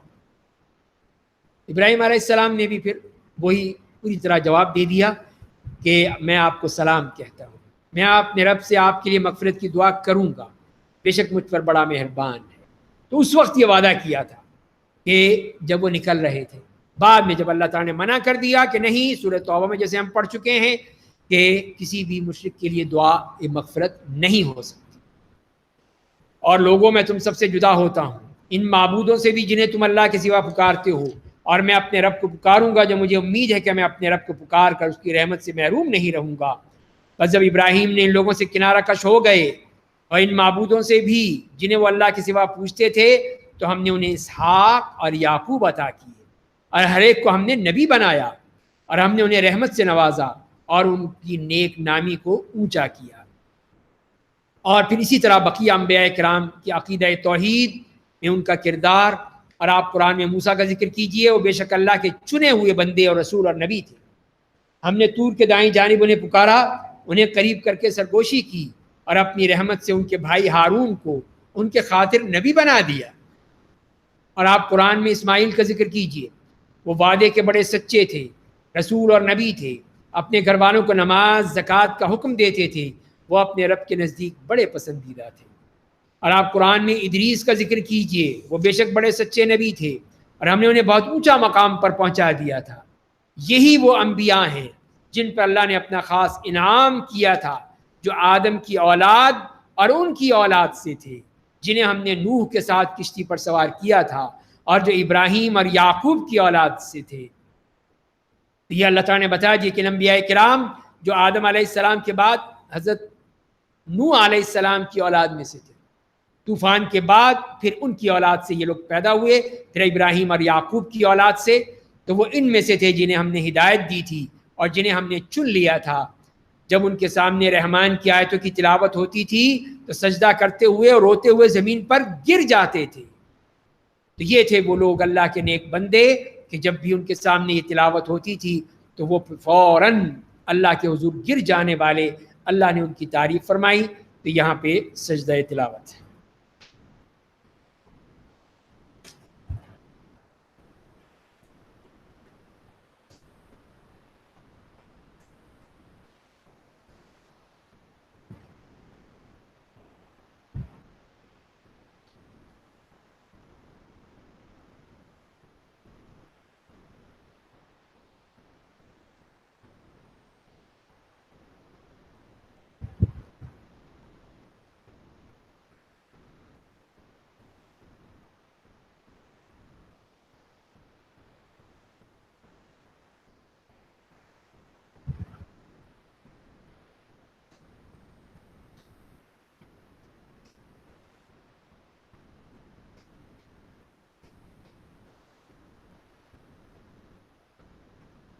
فخلف من بعدهم خلف اضاعوا الصلاة واتبعوا الشهوات فسوف يلقون غیا، پھر ان کے بعد ان کی اولاد میں ایسے لوگ آئے جنہوں نے نماز کو ضائع کر دیا اور خواہشات کی پیروی کی، تو قیامت کے دن جہنم کی وادی غی میں جگہ پائیں گے۔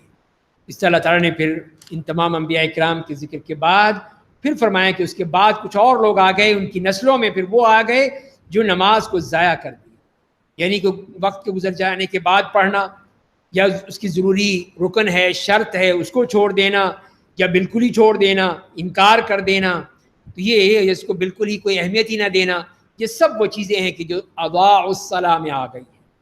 اور اسی کے ساتھ ساتھ جو فرما دیا گیا کہ واتبعوا الشہوات، اور اپنی خواہشات کی پیروی کی، اس کا مطلب یہی ہوا کہ جہاں پر نماز نہیں ہوگی تو وہاں پہ پھر یہ اتباع شہوات آ جائے، وہاں پہ پھر اپنی خواہشات کی پیروی آ جائے گی۔ الا من تاب وآمن وعمل صالحا، لیکن جن لوگوں نے توبہ کر لی، عمل صالح کیا، وہ جنت میں داخل ہوں گے، ان پر ذرا سا بھی ظلم نہیں ہوگا، اور ان کے لیے نعمت اور اللہ کا انعام عدن نام کی ان جنتوں میں داخل ہوں گے جن کی رحمان نے اپنے بندوں سے غائبانہ وعدہ کر رکھا ہے، بے شک اس کا وعدہ پورا ہو کر رہے گا۔ اس میں وہ لوگ کوئی لغو بات نہیں سنیں گے، صرف ایک دوسرے کو سلام کرتے ہوئے سنیں گے، اس میں صبح و شام ان کی روزی انہیں ملتی رہے گی۔ یہ اللہ کی طرف سے انتظام ہے کہ وہاں پہ سوائے سلامتی ہی کی بات ہوگی، وہاں پہ کوئی لڑائی جھگڑا فساد قتل و غارت یہ نہیں ہوگا، اور کھانا بھی ملے گا 2 وقت کا، یہ یاد رکھیں، 2 وقت کا ملے گا، صبح و شام۔ یہ ہے، بھوک لگے گی پھر کیا کریں گے؟ وہ کینٹین تو ہوگا نہیں، لیکن یہ تو کہہ دیا ہے کہ جو مانگو گا ملے گا، تو اللہ کی طرف سے وہاں کوئی مسئلہ تھوڑی ہے، یہ دنیا والی تو نہیں ہے، لیکن جو باقاعدہ آفیشل کھانا ہے وہ 2 وقت، بکرتن و عشیہ، صبح و شام۔ باقی یہ ہے کہ جو چاہو گے جب چاہو گے مل جائے گا، وہ اللہ کے یہاں کسی قسم کا مسئلہ نہیں ہے، صرف خواہش ہوگی تو خود بخود ہی آ جائے گا، محض 2 وقت کا ہے۔ تلک الجنۃ التی نورث من عبادنا من کان تقیا، یہ وہ جنت ہے جس کا وارث اپنے بندوں میں سے ہم اسے بنائیں گے جو صاحب تقوی ہوگا۔ اور ہم فرشتے آپ کے رب کی مرضی کے بغیر زمین پر نہیں اترتے ہیں، اسی کے پاس تمام باتوں کا علم ہے، جو ہمارے آگے ہمارے پیچھے ہیں ان کے درمیان ہیں، آپ کا رب کسی بات کو بھولنے والا نہیں ہے۔ تو اس کا شان نزول یہی بتایا گیا ہے کہ کچھ دنوں کے لیے وہی بند ہو گئی تو آپ پریشان ہو گئے، تو جب آپ جبریل تشریف لائے تو کہا کہ آپ آتے کیوں نہیں، کثرت سے آیا کریں، تو فرمایا کہ نہیں، ہم اس طرح نہیں آتے کہ کوئی چلنے پھرنے کے لیے، وہ ملنے جلنے کے لیے آ گئے، نہیں، تو آرڈر ہوگا تو آئیں گے، ورنہ نہیں آئیں گے۔ یہ اللہ نے بتایا ہے کہ یہ ہے، تو اللہ تعالیٰ ہمارا سب جانتا ہے، ہمارے آگے پیچھے سب کچھ اس کے علم میں ہے، اس کا آرڈر ہوگا، جاؤ چلے جائیں گے، مت جاؤ نہیں جائیں گے، یہ ہے ہمارا معاملہ۔ وہ آسمان اور زمین دونوں کے درمیان پائی جانے والی ہر چیز کا رب ہے، اسی لیے آپ اسی کی عبادت کیجئے، اس کی عبادت کی راہ میں ہر تکلیف کو گوارا کیجئے۔ کیا آپ کے علم میں اس کا کوئی ہم نام ہے؟ کوئی ہے اس کا ہم پلہ جو اس کی طرح یہ کرے؟ سب یہی بتانے کے لیے کہ کوئی نہیں ہے پوری کائنات میں جو ہمارے رب کی طرح کی صفات رکھتا ہو۔ اور انسان کہتا ہے کہ کیا جب میں مر جاؤں گا تو قبر سے زندہ نکالا جاؤں گا؟ کیا انسان یہ بات یاد نہیں رکھتا کہ ہم نے اس کو پہلے بھی پیدا کیا تھا جب وہ کچھ بھی نہیں تھا؟ جب وہ کچھ بھی نہیں تھا اس وقت اللہ نے اس کو پیدا کر دیا، تو اب اس کو پیدا کرنے میں کیا مشکل ہے؟ یہ نہیں سوچتا وہ۔ بس آپ کے رب کی قسم، ہم انہیں اور شیاطین کو ضرور اکٹھا کریں گے اور پھر انہیں جہنم کے گرد حاضر کر دیں گے، اس حال میں کہ وہ گھٹنوں کے بل گرے ہوئے ہوں گے۔ وہاں پہ یہ حالت ہوگی ان کی کہ اللہ کے سامنے گر کر وہ مانگ رہے ہوں گے، لیکن کوئی فائدہ نہیں۔ پھر ہر جماعت میں سے ہم ایسے لوگوں کو جدا کریں گے جو اللہ سے سرکشی میں زیادہ تیز تھے، پھر ہم یقیناً لوگوں کو خوب جانتے ہیں جو جہنم میں داخل ہونے کے زیادہ مستحق ہیں، اور تم میں سے ہر شخص اس پر سے ضرور گزرے گا، یہ آپ کے رب کا حتمی فیصلہ ہے۔ تو یہ ہے وہ اصل جگہ، وہ پل صراط جہاں سے گزرنا ہے، تو ہر شخص نے گزرنا ہے، کوئی اس سے مستثنا نہیں۔ اسی لیے فرمایا کہ وَإِن مِّنكُمْ إِلَّا وَارِدُهَا، کہ کوئی بھی اس میں ایسا شخص نہیں ہے مگر وہ اسے ضرور گزرے، ہر شخص کو گزرنا ہے۔ باقی یہ کیسے گزرنا ہے یہ اللہ تعالیٰ نے نبی کریم صلی اللہ علیہ وسلم کے ذریعے سے بتا دیا ہے کہ اس میں سے کوئی اس طرح بھاگے گا جیسے کہ بالکل تیز ایک آنکھ جھپکنے کی صورت میں، کوئی ایک تیز گھوڑے کی صورت میں، کوئی بجلی چمکنے کی صورت میں، اور کوئی تیز گھوڑے کی صورت میں، اور کوئی گھسٹتا ہوا گرتا پڑتا چلا جائے۔ کافر تو اس کے اوپر سے گرتے ہی سیدھے جہنم میں چل نہیں سکیں گے، اسے جا ہی نہیں سکتے، لیکن اللہ کے نیک بندے اپنے اپنے اعمال کی صورت میں وہاں سے گزر جائیں گے۔ وَإِذَا تُتْلَىٰ عَلَيْهِمْ آيَاتُنَا بَيِّنَاتٍ، جب ان کے سامنے ہماری صریح آیتوں کی تلاوت کی جاتی ہے تو اہل کفر ایمان والوں سے کہتے ہیں کہ ہم دونوں گروہوں میں سے مقام و مرتبہ اور مجلس کے اعتبار سے کون زیادہ اچھا ہے بتاؤ، اور ہم نے ان سے پہلے بہت سی قوموں کو ہلاک کر دیا جو گھریلو ساز و سامان اور اسباب نام و نمود کے اعتبار سے بہتر تھیں، تو انہوں نے وہی کہا کہ تم زیادہ بہتر ہو۔ اہل کتاب سے یہ کہا، آپ کہہ دیجئے جو گمراہ ہو جاتا ہے اسے رحمان خوب ڈھیل دے دیتا ہے، یہاں تک کہ جب وہ اس چیز کو دیکھ لیں گے جس کا ان سے وعدہ کیا جاتا رہا ہے، یا دنیاوی عذاب یا قیامت، تو انہیں معلوم ہو جائے گا کہ مرتبے کے اعتبار سے کون زیادہ برا ہے اور افراد کے اعتبار سے کون زیادہ کمزور ہے۔ ابھی تو یہ بتا رہے ہیں نا کہ تم ہو سب کچھ، جب وہ وقت آئے پھر پتہ چلے گا کہ کون کس مقام پہ ہے، کس مرتبے میں ہے، کتنے پانی میں ہے۔ اور جو لوگ سیدھی راہ پر چلتے ہیں اللہ ان کی مزید رہنمائی کرتا ہے، اور باقی رہنے والی نیکیاں آپ کے رب کے نزدیک ثواب کے اعتبار سے زیادہ بہتر ہیں اور نتیجے کے اعتبار سے زیادہ اچھی ہیں۔ یہاں پہ بھی الباقیات الصالحات کا ذکر فرمایا، جو فرمایا کہ تمہارے لیے ہمیشہ کام آنے والی ہے۔ کیا آپ نے اس شخص کو دیکھا جس نے ہماری آیتوں کا انکار کیا تھا اور کہا یقیناً مجھے آخرت میں بھی مال و اولاد ملے گی؟ یہ وہ تھا العاص ابن وائل، یہ جو خباب بن ارت رضی اللہ تعالی عنہ لوہار تھے، لوہے کا کام کرتے تھے، تو اس کا کام کیا، تو جب پیسے مانگنے گئے تو کہا میں نہیں دیتا۔ کیوں نہیں دیتے؟ کہ پہلے کفر کرو، چھوڑو ایمان اسلام کو تو دے دوں گا۔ کہا کہ نہیں، یہ تو نہیں ہو سکتا کہ میں نبوت کا انکار کروں۔ جب تم دوبارہ اٹھائے جاؤ گے، تو اس نے کہا کہ جب میں مر کر دوبارہ اٹھائے جاؤں گا، میرے پاس مال بھی ہوگی، اولاد بھی ہوگی، تمہارے پیسے دے دوں گا، پھر اب کچھ نہیں ہے، جاؤ۔ تو وہی اللہ تعالیٰ نے کہا کہ یہ دیکھو، ایک تو کفر کر رہا ہے، پھر کہہ رہا ہے کہ مجھے مال بھی ملے گا، اولاد بھی ملے گی، یہ کیا ہے؟ تو کیا وہ غیب کی خبر رکھتا ہے، یا اس نے رحمان سے کوئی عہد لے رکھا ہے؟ کوئی اس کے پاس ہے کوئی سرٹیفکیٹ، کسی قسم کا کوئی ایگریمنٹ سائن ہوا ہے؟ ہرگز نہیں، دونوں میں سے کوئی بات نہیں ہے۔ جو کچھ کہہ رہا ہے ہم اسے لکھ رہے ہیں، اس کے لیے ہم عذاب کو خوب بڑھا دیں گے، اور وہ جس مال اور اولاد کی بات کر رہا ہے اسے ہم اس سے واپس لے لیں گے، اور وہ تنہا ہمارے سامنے آئے۔ اتنے سخت الفاظ ہیں اس شخص کے لیے کہ جو اس طرح اللہ کے سامنے اکڑتا ہے، اکڑ دکھاتا ہے کہ میں یہ ہوں، میں وہ ہوں، میں یہ کر لوں گا، میں وہ کر لوں گا۔ نہیں کر سکتا۔ اور انہیں اللہ کے سوا بہت سے معبود بنا لیے تاکہ روز قیامت ان کی حمایت کریں، ہرگز نہیں، وہ تو ان کی عبادت کے منکر ہو جائیں گے، الٹے ان کے دشمن بن جائیں گے۔ یہ سمجھتے ہیں کہ وہاں ان کے کام آئیں گے؟ نہیں۔ کیا آپ نہیں دیکھتے کہ ہم نے شیطانوں کو کافروں کے پیچھے لگا رکھا ہے، وہ انہیں کفر و معاصی پر خوب ابھارتے رہتے ہیں، بس آپ ان کے بارے میں جلدی مت کیجئے، ہم ان کے دن گن رہے ہیں۔ جس دن ہم متقیوں کو رحمان کے پاس بحیثیت مہمان جمع کریں گے، مہمان کا پروٹوکول، جو وی آئی پی پروٹوکول ملے گا وہاں پر ان کو، اور مجرم ان کو جہنم کی طرف پیاسا ہانکا جائے گا، جیسے کہ جانوروں کو ہانک کے لے جایا جاتا ہے، اس طرح ان مجرموں کو لے جایا جائے گا۔ لوگوں کو کسی کے لیے سفارش کرنے کا اختیار نہیں ہوگا مگر جس رحمان سے اجازت ملے گی، یا لوگ کسی کی سفارش کے حقدار نہیں ہوں گے مگر وہ جس نے دنیا میں رحمان کے لیے کلمہ توحید کا اقرار کیا ہوگا، وہ ہے صرف جس کو یہ نجات مل سکتی ہے، ورنہ ان کا بہت برا حشر ہوگا۔ وقالوا اتخذ الرحمن ولدا، یہاں پہ اہل شرک کے بارے میں دیکھیے اللہ تعالیٰ کا غیظ و غضب کتنی انتہا پہ پہنچ رہا ہے۔ اور مشرکین کہتے ہیں کہ رحمان نے کسی کو اپنی اولاد بنا رکھا ہے۔ یقیناً تم لوگوں نے یہ کہہ کر بہت بھاری گناہ کیا ہے، قریب ہے کہ اس کے اثر سے آسمان پھٹ جائیں، زمین میں شگاف پڑ جائے، پہاڑوں کے ٹکڑے ٹکڑے ہو جائیں۔ اتنی بڑی بات کہہ دی تم نے، اس لیے کہ وہ لوگ رحمان کے لیے بیٹا ثابت کرتے ہیں، اور رحمان کے لیے مناسب ہی نہیں ہے کہ وہ اپنے لیے کسی کو اپنا بیٹا بنائے۔ آسمان اور زمین میں جتنے ہیں سب رحمان کے سامنے بندے کی حیثیت سے حاضر ہوں گے، سب اس کے بندے ہیں، کوئی اس کا بیٹا نہیں ہے۔ اللہ نے ان سب کو پوری طرح گن رکھا ہے، سب کے سب قیامت کے دن اس کے سامنے تنہا آئیں گے، اکیلے آئیں گے، وہاں پہ پھر دیکھیں گے۔ تو یہ ہے اللہ کا غضب ان مشرکین کے لیے جو اللہ کے لیے اولاد بناتے ہیں۔ اور اس کے مقابلے میں اللہ نے نیک بندوں کے لیے کیا فرمایا؟ بے شک جو لوگ ایمان لائے، انہوں نے نیک عمل کیے، رحمان ان کی محبت سب کے دلوں میں جاگزی کر دے گا، سب ان سے محبت کریں گے، اس لیے کہ اللہ ان سے محبت کرتا ہے۔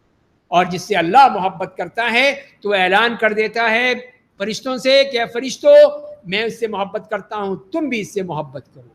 اور پھر وہ فرشتے بھی، جبریل بھی کہتے ہیں اہل زمین سے کہ اللہ اس سے محبت کرتا ہے، تم بھی اس سے محبت کرو، اور ان کی محبت سارے دلوں میں آ جائے۔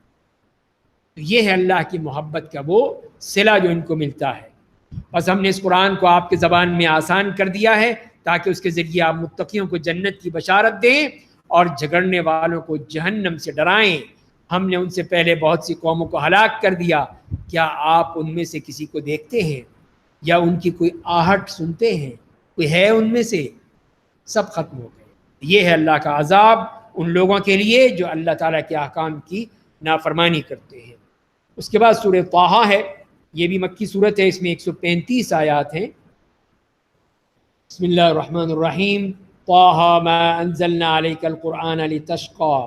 طٰہٰ، ہم نے آپ پر قرآن اس لیے نہیں نازل کیا تھا کہ آپ تکلیف اٹھائیں، بلکہ اس میں اس آدمی کے لیے نصیحت ہے جو اللہ سے ڈرتا ہے، اور یہ اس اللہ کا نازل کردہ ہے جس کے زمین اور اونچے آسمان پیدا کیے ہیں۔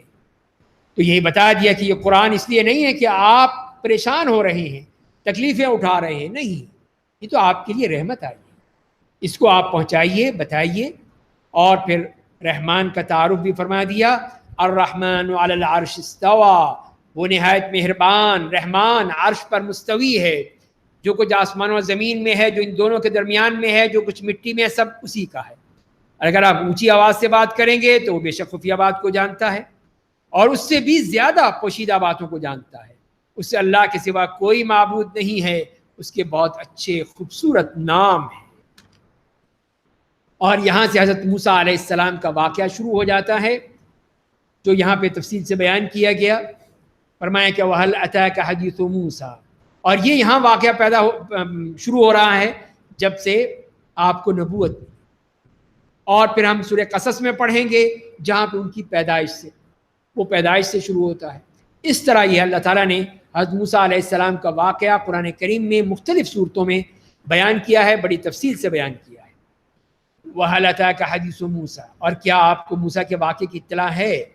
جب انہیں ایک آگ دیکھی تو اپنے بال بچوں سے کہا کہ تم لوگ ٹھہرو، میں نے ایک آگ دیکھی ہے، شاید میں تمہارے لیے اس میں سے ایک چنگاری لے آؤں یا آگ کے پاس راستے کا صحیح پتہ پا جاؤں۔ یہ حضرت موسیٰ علیہ السلام جب وہاں سے مدین سے نکلے تھے، مدین میں 10 سال گزار کے وہاں پہ رہے تھے، اور جیسے معاہدہ تھا اس میں ان کے اپنے سسرال سے کہ وہاں پہ رہیں گے، 10 سال ان کی خدمت کریں گے۔ اب 10 سال پورے ہو گئے تو اپنے بیوی بچوں کو لے کر چل پڑے کہ اب چلے واپس۔ تو اب راستے میں یہ واقعات پیش آ رہے ہیں، اس کا تذکرہ فرمایا جا رہا ہے۔ تو بس جب وہ وہاں پہنچے تو انہیں پکارا کہ اے موسیٰ، بے شک میں آپ کا رب ہوں، اپنے جوتے اتار دیجئے، آپ طویٰ نام کی مقدس وادی میں ہیں۔ نبوت مل رہی ہے، اب وہاں پہ انتظامات ہو رہے ہیں، وہاں پہنچ گئے ہیں، اللہ نے پہنچا دیا ان کو، اور میں نے آپ کو چن لیا ہے، اور آپ پر جو وحی کی جاتی ہے اسے غور سے سنیے، بے شک میں ہی اللہ ہوں، میرے سوا کوئی معبود نہیں ہے، اس لیے آپ میری عبادت کیجئے اور مجھے یاد کرنے کے لیے نماز قائم کیجئے۔ بے شک قیامت آنے والی ہے، میں اسے چھپا ہی رکھوں گا تاکہ ہر شخص کو اس کے کیے کا بدلہ دیا جائے، بس آپ کو اس کی فکر سے وہ شخص غافل نہ کر دے جو اس پر ایمان نہیں رکھتا ہے، اپنی خواہش کی اتباع کرتا ہے، ورنہ آپ ہلاکت میں پڑ جائیں گے۔ تو فرعون سے بتا دیا کہ اس سے بچ کر رہنا ہے، لیکن جانا بھی اسی کے پاس ہے۔ تو اے موسیٰ، آپ کے دائیں ہاتھ میں وہ کیا ہے؟ تو اللہ تعالیٰ سے ہم کلامی کا شرف حاصل ہو رہا ہے کہ اللہ تعالیٰ ہم کلام ہیں موسیٰ علیہ السلام سے اس مقام پر۔ تو موسیٰ نے کہا یہ میری لاٹھی ہے، اس پر میں ٹیک لگاتا ہوں، اس کے ذریعے سے اپنی بکریوں کے لیے درخت سے پتے جھاڑتا ہوں، اس سے دوسرے کام بھی لیتا ہوں۔ دیکھیے کتنا لطف آ رہا ہے کہ اپنے محبوب سے باتیں کر رہے ہیں، اسی لیے یہ پوچھا بھائی لاٹھی ہے کہہ دو ختم ہو گیا بات.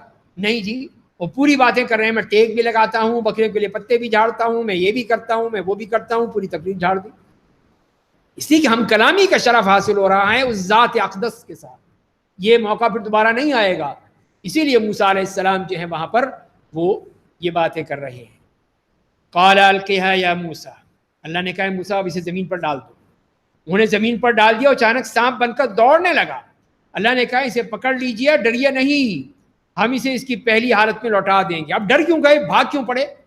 پکڑیں اس کو، دیکھیں پھر وہی کہ وہی لاٹھی بن جائے گی. اور آپ اپنا ہاتھ اپنے بغل سے ملا لیجئے، وہ سفید روشن بے عیب بن کر ظاہر ہوگا. یہ دوسرا معجزہ ہے.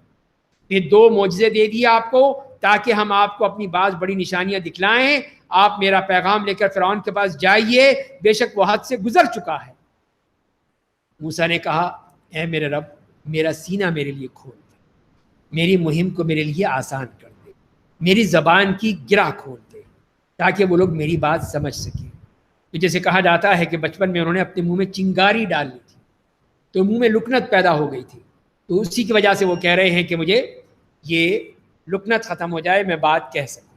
اور میرے گھرانے سے میرا ایک وزیر مقرر کر دیجئے، میرے بھائی ہارون کو مقرر کر دیجئے، میرے ساتھ نبی بنا دیجئے، ان کے ذریعے میری قوت کو بڑھا دیجئے، میری دعوتی مہم میں ان کو میرا شریک بنا دیجئے، تاکہ ہم دونوں تیری خوب تسبیح بیان کریں، تجھے خوب یاد کریں. تو ہمارے اعمال کو خوب دیکھ رہا ہے.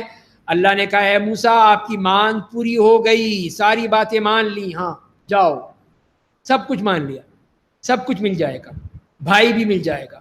اور ہم نے آپ پر اس سے قبل بھی ایک بار احسان کیا ہے. یہ پہلی مرتبہ تو نہیں ہے، اس سے پہلے جب آپ وہاں پہ تھے مصر میں، وہاں کیا ہوا تھا؟ اذا اوحینا الی امک ما یوحی، اس کا ذکر بھی فرما دیا یہاں پر بھی.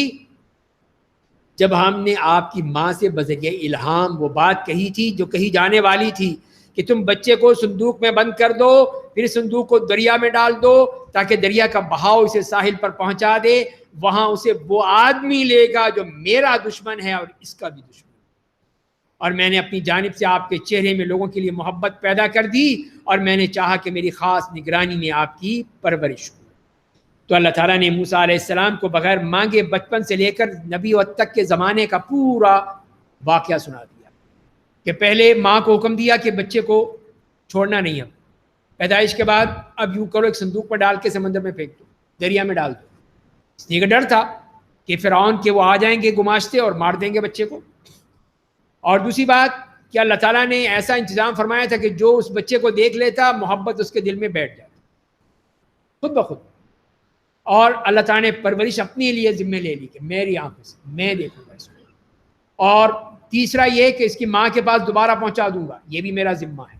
اور یہ بھی کہ اس کے دشمن سے میں کرواؤں گا، اس کا دشمن میرا دشمن، وہ اس کی پرورش کرے گا، اس کے پیسے پہ پلے گا. یہ دیکھنا تم، یہ ہے اللہ کی قدرت. دیکھی کہ کیسے جس کو وہ مارنا چاہ رہا تھا اسی کو اس کے گھر میں کہا کہ تو ہی پال اب اس کو.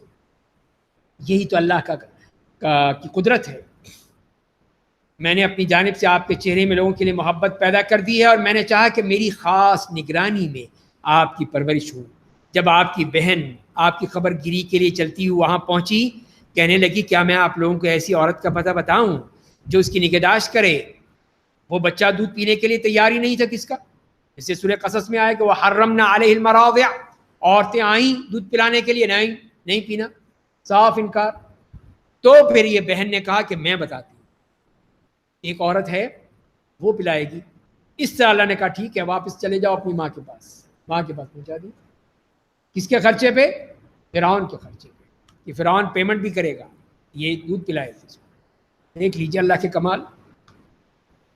اور کہنے لگی کیا میں آپ لوگوں کو ایسی عورت کا پتہ بتاؤں جو اس کی نگہداشت کرے گی؟ اس طرح ہم نے آپ کو آپ کی ماں کے پاس لوٹا دیا تاکہ اس کی آنکھ ٹھنڈی ہو اور وہ غم نہ کرے. ماں کا دل بھی کتنا نازک ہوتا ہے، اللہ نے اس کا بھی خیال رکھا. اور پھر آپ نے کیا کیا؟ آپ نے ایک شخص کو جان سے مار دیا تھا. تو ہم نے آپ کو غم سے نجات دی، ہم نے آپ کو مختلف آزمائشوں سے گزارا. پھر آپ کئی سال تک مدین والوں کے درمیان رہے. پھر اے موسیٰ آپ یہاں میرے مقرر کردہ وقت پر آئے. تو میں نے ساری پلاننگ کی، اب میں نے آپ کو یہاں بلا لیا ہے، میں نے اپنے لیے خاص کر لیا ہے آپ کو. تو اب کیا کرنا ہے؟ اب جائیے آپ اور آپ کے بھائی دونوں میری نشانیاں لے کر جائیے، مجھے یاد کرنے میں سستی مت کیجیے، آپ دونوں میرا پیغام لے کر فرعون کے پاس جائیے، بے شک وہ حد سے گزر گیا ہے، بس اس سے نرم گفتگو میں کیجیے، شاید کہ وہ نصیحت قبول کر لے یا اس کے دل میں اللہ کا خوف آ جائے۔ تو فرعون جیسے شخص سے بھی کہا جا رہا ہے کہ نرمی سے بات کرنی ہے، اکھڑ لہجے میں نہیں، اس سے نرمی سے بات کیجیے۔ دونوں نے کہا ہمارے رب، ہمیں ڈر ہے کہ وہ ہم پر زیادتی نہ کر جائے یا تیرے حق میں مزید سرکشی نہ کرنے لگے۔ اللہ نے کہا تم دونوں ڈرو نہیں، بے شک میں تمہارے ساتھ ہوں، سب کچھ سنتا ہوں، دیکھتا ہوں، جاؤ بس تم، میں دیکھوں گا۔ بس تم دونوں اس کے پاس جاؤ اور کہو کہ ہم دونوں تمہارے رب کے پیغمبر ہیں، اس لیے ہمارے ساتھ بنی اسرائیل کو جانے دو، انہیں عذاب مت دو، ہم تمہارے پاس تمہارے رب کا معجزہ لے کر آئے ہیں، اور سلامتی اس آدمی پر جو رائے حق کی پیروی کرے۔ بے شک ہم پر وہی آئی ہے کہ اللہ کا عذاب اس پر نازل ہوگا جو حق کو جھٹلائے گا اور اس سے روح گردانی کرے گا۔ تو فرعون نے کہا کہ موسیٰ تم دونوں کا رب کون ہے؟ رب تو میں ہوں، یہ تم کہاں رب کی بات کر رہے ہو، یہ کون ہے؟ موسیٰ نے کہا ہمارا رب وہ ہے جس نے ہر چیز کو پیدا کیا ہے، پھر دنیا میں رہنے کے لیے اس کی رہنمائی کی ہے۔ فرعون نے پوچھا تو پھر گزشتہ قوموں کا کیا انجام ہوگا، ان کا کیا معاملہ ہوگا؟ موسیٰ نے کہا ان کے انجام کا علم میرے رب کے پاس ایک کتاب میں ہے، میرا رب نہ غلطی کرتا ہے نہ بھولتا ہے، کوئی بات رہ نہیں جائے گی، چاہے پچھلے ہوں یا اگلے ہوں، حساب سب کا ہوگا۔ جس نے زمین کو تمہارے واسطے بچھونا بنایا، اس میں تمہارے چلنے کے راستے بنائے، آسمان سے بارش نازل کی ہے، بس ہم نے اس کے ذریعے مختلف قسم کے پودے نکالے، خود بھی کھاؤ اور اپنے چوپاؤں کو بھی چراؤ، بے شک اس میں عقل والوں کے لیے نشانیاں ہیں۔ حضرت موسیٰ علیہ السلام نے اللہ کا تعارف بھی کرا دیا، منہا خلقناکم وفیہا نعیدکم، ہم نے تم سب کو زمین سے پیدا کیا، اسی میں تمہیں لوٹا دیں گے اور دوسری بار اسی سے تمہیں نکالیں گے۔ ہم نے اسے اپنی تمام نشانیاں دکھائیں لیکن اس نے سب کو جھٹلا دیا، حق بات کا منکر ہو گیا۔ فرعون نے کہا اے موسیٰ کیا تم ہمارے پاس اس لیے آئے ہو کہ اپنے جادو کے زور سے ہمیں ہماری سرزمین سے نکال دو؟ بس ہم یقیناً تمہارے مقابلے کے لیے اسی جیسا جادو لے آئیں گے، بس ہمارے اور تمہارے درمیان شہر کے وسط میں مقابلے کا ایک وقت مقرر کر لو جس کی ہم میں سے کوئی خلاف ورزی نہ کرے۔ آ جاؤ، پھر تم بھی آ جاؤ، ہم بھی آ جائیں، وقت مقرر کر لو، اعلان کر دو کہ یہ مقابلہ ہوگا۔ موسیٰ نے کہا ٹھیک ہے، تمہارا وقت عید کا دن ٹھہرا اور لوگوں کو دن چڑھے جمع ہو جانا چاہیے، عید کا دن ہوگا، چھٹی بھی ہوگی، سارے آ جاؤ، پھر وہاں دیکھیں گے۔ پھر فرعون اٹھ کر چلا گیا اور اپنے تمام داؤ پیچ جمع کر کے دوبارہ آیا۔ موسیٰ نے جادوگروں سے کہا کہ تمہاری شامت ہو، اللہ کے بارے میں جھوٹ مت بولو ورنہ وہ تمہیں کسی عذاب کے ذریعے ہلاک کر دے گا، اور جو افتراء پردازی کرتا ہے وہ نقصان اٹھاتا ہے۔ تو موسیٰ نے ان کو سمجھانے کی کوشش کی تو وہ اپنے معاملے میں آپس میں اختلاف کرنے لگے اور سرگوشی کرنے لگے۔ انہوں نے کہا کہ بے شک یہ دونوں جادوگر ہیں، چاہتے ہیں کہ اپنے جادو کے زور سے تمہیں تمہاری سرزمین سے نکال باہر کریں اور تمہارے بہترین مذہب کو ختم کر دیں۔ تو ان کو اس طرح اکسایا، ان کی عصبیت کو پیدا کیا، اس لیے تم سب اپنے داؤ پہ جمع کرو، پھر ایک صف بن کر آگے بڑھو، آج کے دن جو غالب رہے گا وہی کامیاب رہے گا۔ قال یا موسیٰ اما ان تلقی و اما ان نکون اول من القا، جادوگروں نے کہا اے موسیٰ یا تو تم اپنی لاٹھی زمین پر ڈالو یا ہم ہی پہنے ڈالتے ہیں۔ موسیٰ نے کہا بلکہ تم ہی پہنے ڈالو۔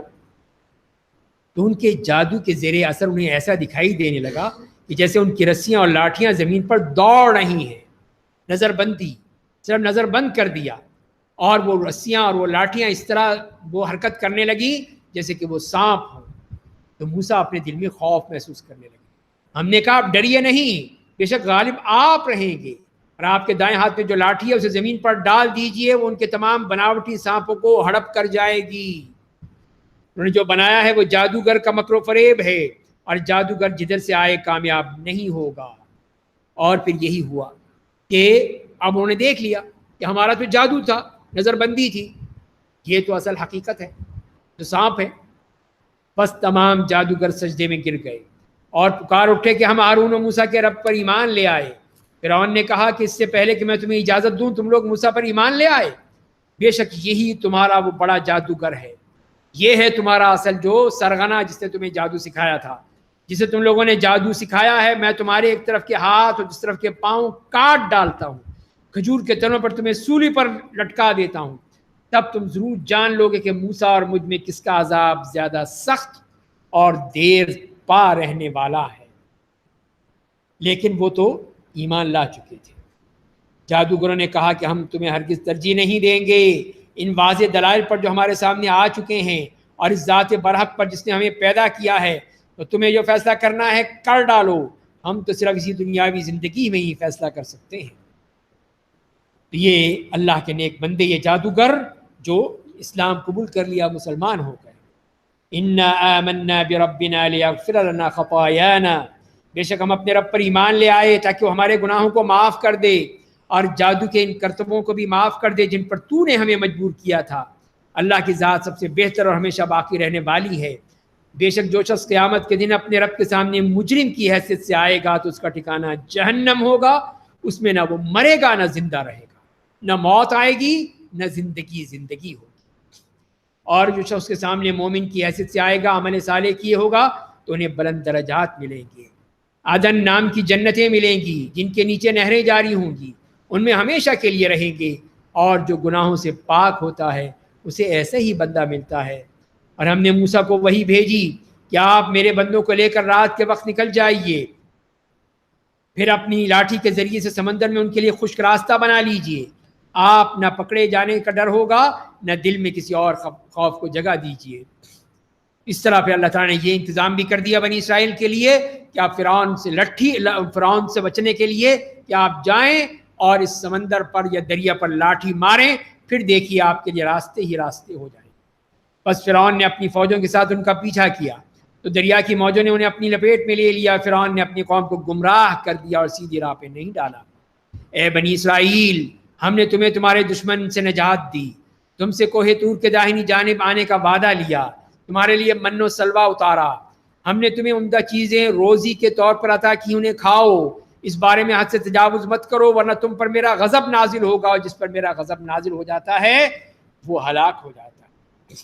تو اللہ نے ان کو دھمکی دے دی، بنی اسرائیل دیکھو میرے احسانات تم پر کیا کیا احسانات تھے، نہیں مانو گے تو بہت برا حشر ہو، اور میں بے شک بڑا معاف کرنے والا ہوں اسے جو توبہ کرتا ہے، ایمان لاتا ہے، نیک عمل کرتا ہے، پھر سیدھی راہ پر چلتا ہے، وہ ہے۔ وَمَا أَعْجَلَكَ عَنْ قَوْمِكَ يَا مُوسَىٰ، ارے موسیٰ آپ نے اپنی قوم سے پہلے آ جانے میں کتنی جلدی کی، اتنی جلدی کیسے آ گئے؟ موسیٰ نے کہا وہ لوگ میرے پیچھے آ رہے ہیں، اور میرے رب میں نے تجھ تک آنے میں جلدی کی تاکہ تو خوش ہو جائے کہ میرا بندہ آ گیا ہے، تو میں تو فوراً چل پڑا۔ اللہ نے کہا ہم نے تو آپ کے آنے کے بعد آپ کی قوم کو فتنے میں مبتلا کر دیا ہے اور سامری نے انہیں گمراہ کر دیا ہے، آپ کو نہیں پتا پیچھے کیا ہو گیا ہے، تو شرک ہو رہا ہے۔ تو موسیٰ نے اپنی قوم کے پاس غصے کی حالت میں افسوس کرتے ہوئے لوٹے، کہا ہے میری قوم کے لوگوں، کیا اللہ نے تم سے اچھا وعدہ نہیں کیا تھا؟ کیا عہد و میثاق کی مدت لمبی ہو گئی تھی؟ یا تم نے خود ہی چاہا کہ تمہارے رب کا غضب تم پر نازل ہو جائے، اس لیے تم لوگوں نے مجھ سے کیے وعدے کی خلاف ورزی کی؟ انہوں نے کہا کہ ہم نے اپنے مرضی سے آپ کے خلاف وعدے کی خلاف ورزی نہیں کی، بلکہ قبطیوں کے زیورات کا ہم پر بوجھ لد گیا تھا، ہم نے اسے آگ میں ڈال دیا، اسی طرح سامری کے پاس جو زیورات تھے اس نے ڈال دیے۔ پھر سامری نے ان کے لیے ان زیورات سے ایک بچڑے کا جسم بنا کر ڈالا جس سے گائے کی آواز نکلتی تھی، تو سامری کے پیروکاروں نے کہا کہ یہی تمہارا معبود ہے، اور موسیٰ کا بھی، لیکن موسیٰ بھول گئے ہیں، ھذا الہکم الہ موسیٰ، اس طرح یہ ہم پھنس گئے، بچڑے کی پوجا شروع کر دی۔ کیا وہ دیکھتے نہیں ہیں کہ وہ بچڑا ان کی کسی بات کا جواب نہیں دیتا، نہ انہیں نفع و نقصان پہنچانے کی قدرت رکھتا ہے؟ اور ہارون نے کہا اس سے پہلے خبردار کر دیا تھا کہ میری قوم کے لوگوں، تم بچڑے کے ذریعے فتنے میں پڑ گئے ہو، اور بے شک تمہارا رب رحمان ہے، بس تم لوگ میری پیروی کرو، میرا حکم مانو۔ تو سامریوں نے کہا کہ ہم تو اسی بچڑے کی عبادت پر جمے رہے تھے یہاں تک کہ موسیٰ واپس آ جائے۔ موسیٰ نے کہا اے ہارون، آپ نے جب ان سب کو گمراہ ہوتے دیکھا تو کس چیز نے آپ کو روک دیا کہ آپ میرے پیچھے نہ آئے؟ کیا آپ نے میرے حکم کی مخالفت کی؟ ہارون نے کہا اے میری ماں جائے، میرے ماں کے بیٹے، میری داڑھی اور میرے سر نہ پکڑیے، مجھے ڈر ہوا کہ تم کہو گے کہ میں نے بنی اسرائیل کے درمیان تفریق پیدا کر دی، اور کہو گے کہ تم نے میرے حکم کا انتظار نہیں کیا۔ تو حضرت موسیٰ علیہ السلام جو غصے میں بری طرح مشتعل ہوئے تھے، تو حضرت ہارون کی داڑھی اور ان کے بال پکڑ کے جھنجھوڑ رہے ہیں، یہ کیا کر دیا تم نے، میری ساری محنت رائے گاہ گئی، سب برباد۔ بس ہارون نے بھی کہا کہ میں تو اکیلا تھا، میں کیا کرتا۔ تو یہ کہیں گے تم بعد میں کہ تم نے بنی اسرائیل میں تفرقہ ڈال دیا، تفرقے کے ڈر سے انہوں نے یہ کام نہیں کیا، بلکہ وہ چپ رہے کہ موسیٰ علیہ السلام خود آ کے دیکھیں گے۔ قال فما خطبک یا سامری، موسیٰ نے کہا سامری تمہارا کیا معاملہ ہے، تم نے کیا تھا؟ تو اس نے کہا میں نے وہ چیز دیکھ لی تھی جو اوروں نے نہیں دیکھی تھی، میں نے جبریل کے پاؤں تلے کی ایک مٹھی مٹی لے لی، پھر اسے بچڑے کے ڈھانچے میں ڈال دیا، اور میرے نفس نے مجھے اس طرح کرنے کو اچھا بتایا، تو وہ میں نے کیا کہ وہ اس کے جو وہاں پہ میں نے دیکھا کہ جہاں پہ بھی ان کا پاؤں پڑتا ہے وہ جگہ سبز ہو جاتی ہے، میں نے کہا اس کی کوئی تاثیر ہے، تو وہیں سے مٹی لی اور ڈال دی اس میں، تو دیکھو۔ تو موسیٰ نے کہا تم دور ہو جاؤ، اب تم بخار ابھر آ جانے کے ڈر سے زندگی بھر لوگوں سے یہی کہتے رہو گے کہ مجھے کوئی نہ چھوئے، لا مساس، کوئی میرے قریب نہ آئے، اور قیامت میں تیرے عذاب کا ایک اور وعدہ ہے جس کی تمہارے ساتھ خلاف ورزی نہیں ہوگی، اور اپنے معبود کو دیکھو جس کی عبادت پر تم جمے رہے تھے، ہم اسے یقیناً جلا دیں گے، پھر اس کی راکھ دریا میں پکھیر دیں گے۔ تو اس کو اس طرح کی چھوت کی بیماری لگ گئی کہ وہ خود ہی کہتا تھا کہ دور ہو جاؤ میرے قریب کوئی نہ آئے، ایسی بیماری اس کو لگا دی گئی، اور اس کے وہ بچڑے کو آگ لگا کے اس کی راکھ جو تھی وہ دریا میں پھینک دی۔ بے شک تم سب کا معبود اللہ ہے، جس کے سوا کوئی معبود نہیں ہے، وہ اپنے علم کے ذریعے ہر چیز کو محیط ہے۔ اے میرے نبی، ہم اسی طرح آپ کو گزشتہ قوموں کی خبریں سناتے رہتے ہیں، ہم نے آپ کو اپنے پاس سے قرآن دیا ہے، جو اس سے روگردانی کرے گا، جو اس قیامت کے دن وہ گناہوں کا بوجھ اٹھائے ہوئے ہوگا، ایسے لوگ ان گناہوں کو ہمیشہ اٹھائے پھریں گے، اور قیامت کے دن ان کے لیے وہ بہت ہی برا بوجھ ہوگا۔ یوم ینفخ فی الصور، جس دن سور پھونک دیا جائے گا، ہم مجرموں کو اس دن میدان حشر میں اکٹھا کریں گے، اس حال میں کہ ان کی آنکھیں مارے خوف کے نیلی پتھرائی ہوئی ہوں گی، چپکے چپکے ایک دوسرے سے کہیں گے کہ تم لوگ دنیا میں صرف 10 دن رہے تھے۔ اتنی ہولناک حالت ہوگی کہ ان کو یاد ہی نہیں ہوگا کتنے دن رہے تھے۔ وہ لوگ جو کہیں گے اسے ہم خوب جانتے ہیں کہ جب ان میں سے سب سے اچھی رائے والا کہے گا کہ تم لوگ تو صرف 1 دن ٹھہرے تھے، 10 دن نہیں، 1 دن ٹھہرے تھے۔ اور لوگ آپ سے پہاڑوں کے بارے میں سوال کرتے ہیں تو آپ کہہ دیجئے کہ میرا رب انہیں ریزہ ریزہ کر کے اڑا دے گا، پھر زمین کو صاف میدان بنا کر چھوڑ دے گا، نہ آپ کوئی کجی دیکھیں گے نہ کوئی ٹیلا۔ اس دن وہ لوگ پکارنے والے کے پیچھے ہو لیں گے، ذرا بھی انحراف نہیں کریں گے، اور رحمان کے روب سے تمام آوازیں بند ہو جائیں گی، پس آپ ہلکی آہٹ کے سوا کچھ بھی نہیں سنیں گے، کسی کی مجال نہیں ہوگی کہ بول سکے، کوئی آواز آ سکے۔ اس دن سوائے اس آدمی کے کسی کی شفاعت کام نہیں آئے گی جسے رحمان شفاعت کرنے کی اجازت دے اور اس کی اس بات کو پسند کر لے، یا اس دن سوائے اس آدمی کے کسی کے لیے شفاعت مفید نہیں ہوگی جس کے لیے رحمان کسی کو شفاعت کرنے کی اجازت دے اور اس کے لیے اس بات کو پسند کر لے، تو اس کے لیے اجازت کی ضرورت ہوگی، اس کی اجازت کے بغیر وہ چل نہیں سکتے ہیں۔ اور جو کچھ انسانوں کے آگے ہے، جو کچھ ان کے پیچھے، اللہ ان سب کو جانتا ہے، لوگوں کا علم اس کا احاطہ نہیں کر سکتا ہے۔ وَعَنَتِ الْوُجُوهُ لِلْحَيِّ الْقَيُّومِ، اور جس دن تمام چہرے اس ذات کی بارگاہ میں جھکے ہوئے ہوں گے جو ہمیشہ سے زندہ ہے، ہمیشہ زندہ رہے گا، اور جس کے ذریعے آسمان و زمین کی ہر چیز قائم ہے۔ جو ظلم و شرک کر کے آئے گا وہ خائب و خاسر ہوگا، اور جو نیک اعمال کرے گا وہ اس حال میں کہ وہ مومن ہوگا، اسے کسی ظلم و زیادتی اور نقصان کا خطرہ نہیں ہے۔ اللہ کی طرف سے خوشخبری بھی دے دی گئی۔ اور اس طرح ہم نے قرآن کو عربی زبان میں نازل کیا ہے، اور اس میں ہم نے لوگوں کو دھمکی دینے اور ڈرانے کے مختلف انداز اختیار کیے ہیں تاکہ وہ تقویٰ کی راہ اختیار کریں، یا قرآن ان کے دل میں کوئی عبرت و نصیحت پیدا کر دے۔ بس بہت ہی عالی شان ہے وہ اللہ جو سارے جہان کا بادشاہ ہے۔ آپ قرآن کو یاد کرنے میں جلدی مت کیجیے، اس سے قبل کہ آپ پر اس کی وحی پوری ہو جائے، اور دعا کیجئے میرے رب مجھے اور زیادہ علم دے۔ یہ اللہ کا کام ہے، وہ آپ کے سینے میں اس کو محفوظ کر دے گا، آپ صرف سنتے رہیے۔ پھر یہاں پہ حضرت آدم کا واقعہ بیان کیا گیا، اور ہم نے اس سے پہلے آدم سے عہد و پیمان لیا تھا، وہ بھول گئے اور ہم نے ان کے ارادے میں پختگی نہ پائی۔ اور جب ہم نے فرشتوں سے کہا تم سب آدم کو سجدہ کرو تو ابلیس کے سوا سب نے سجدہ کیا، اس نے انکار کر دیا۔ تو ہم نے کہا اے آدم بے شک یہ ابلیس تمہارا اور تمہاری بیوی کا دشمن ہے، ایسا نہ ہو کہ تم دونوں کو جنت سے نکال دے، پھر تم تکلیف اٹھاتے پھرو۔ جنت میں نہ تمہیں کبھی بھوک لگے گی، نہ تم ننگے ہوگے، نہ اس میں پیاس لگے گی، نہ تم دھوپ میں رہو گے، وہاں تو نعمتیں ہی نعمتیں ہیں۔ لیکن شیطان نے اس کے دل میں وسوسہ پیدا کیا، اے آدم کیا میں تمہیں وہ درخت بتا دوں جسے کھا کر تم جنت میں ہمیشہ رہو گے اور کبھی پرانی نہ ہونے والی حکومت پالو گے؟ بس دونوں میاں بیوی نے اس درخت میں سے کھا لیا، کھاتے ہی دونوں کی شرمگاہیں کھل گئیں، دونوں جنت کے پتے لے کر اپنے جسموں پر چپکانے لگے، اور آدم نے اپنے رب کی نافرمانی کی تو گمراہ ہو گئے۔ پھر ان کے رب نے انہیں چن لیا، ان کی توبہ قبول کر لی، انہیں رائے راست پر ڈال دیا۔ اللہ نے کہا تم دونوں جنت سے نیچے زمین پر چلے جاؤ، تم میں سے بعض کے دشمن ہوں گے، بس اگر تمہارے پاس میری طرف سے ہدایت آئے تو جو شخص میری ہدایت کی اتباع کرے گا وہ دنیا میں گمراہ نہیں ہوگا نہ آخرت میں تکلیف اٹھائے گا، اور جو شخص میری یاد سے روح گردانی کرے گا وہ دنیا میں تنگ حال رہے گا، اور قیامت کے دن اسے ہم اندھا کر کے اٹھائیں گے۔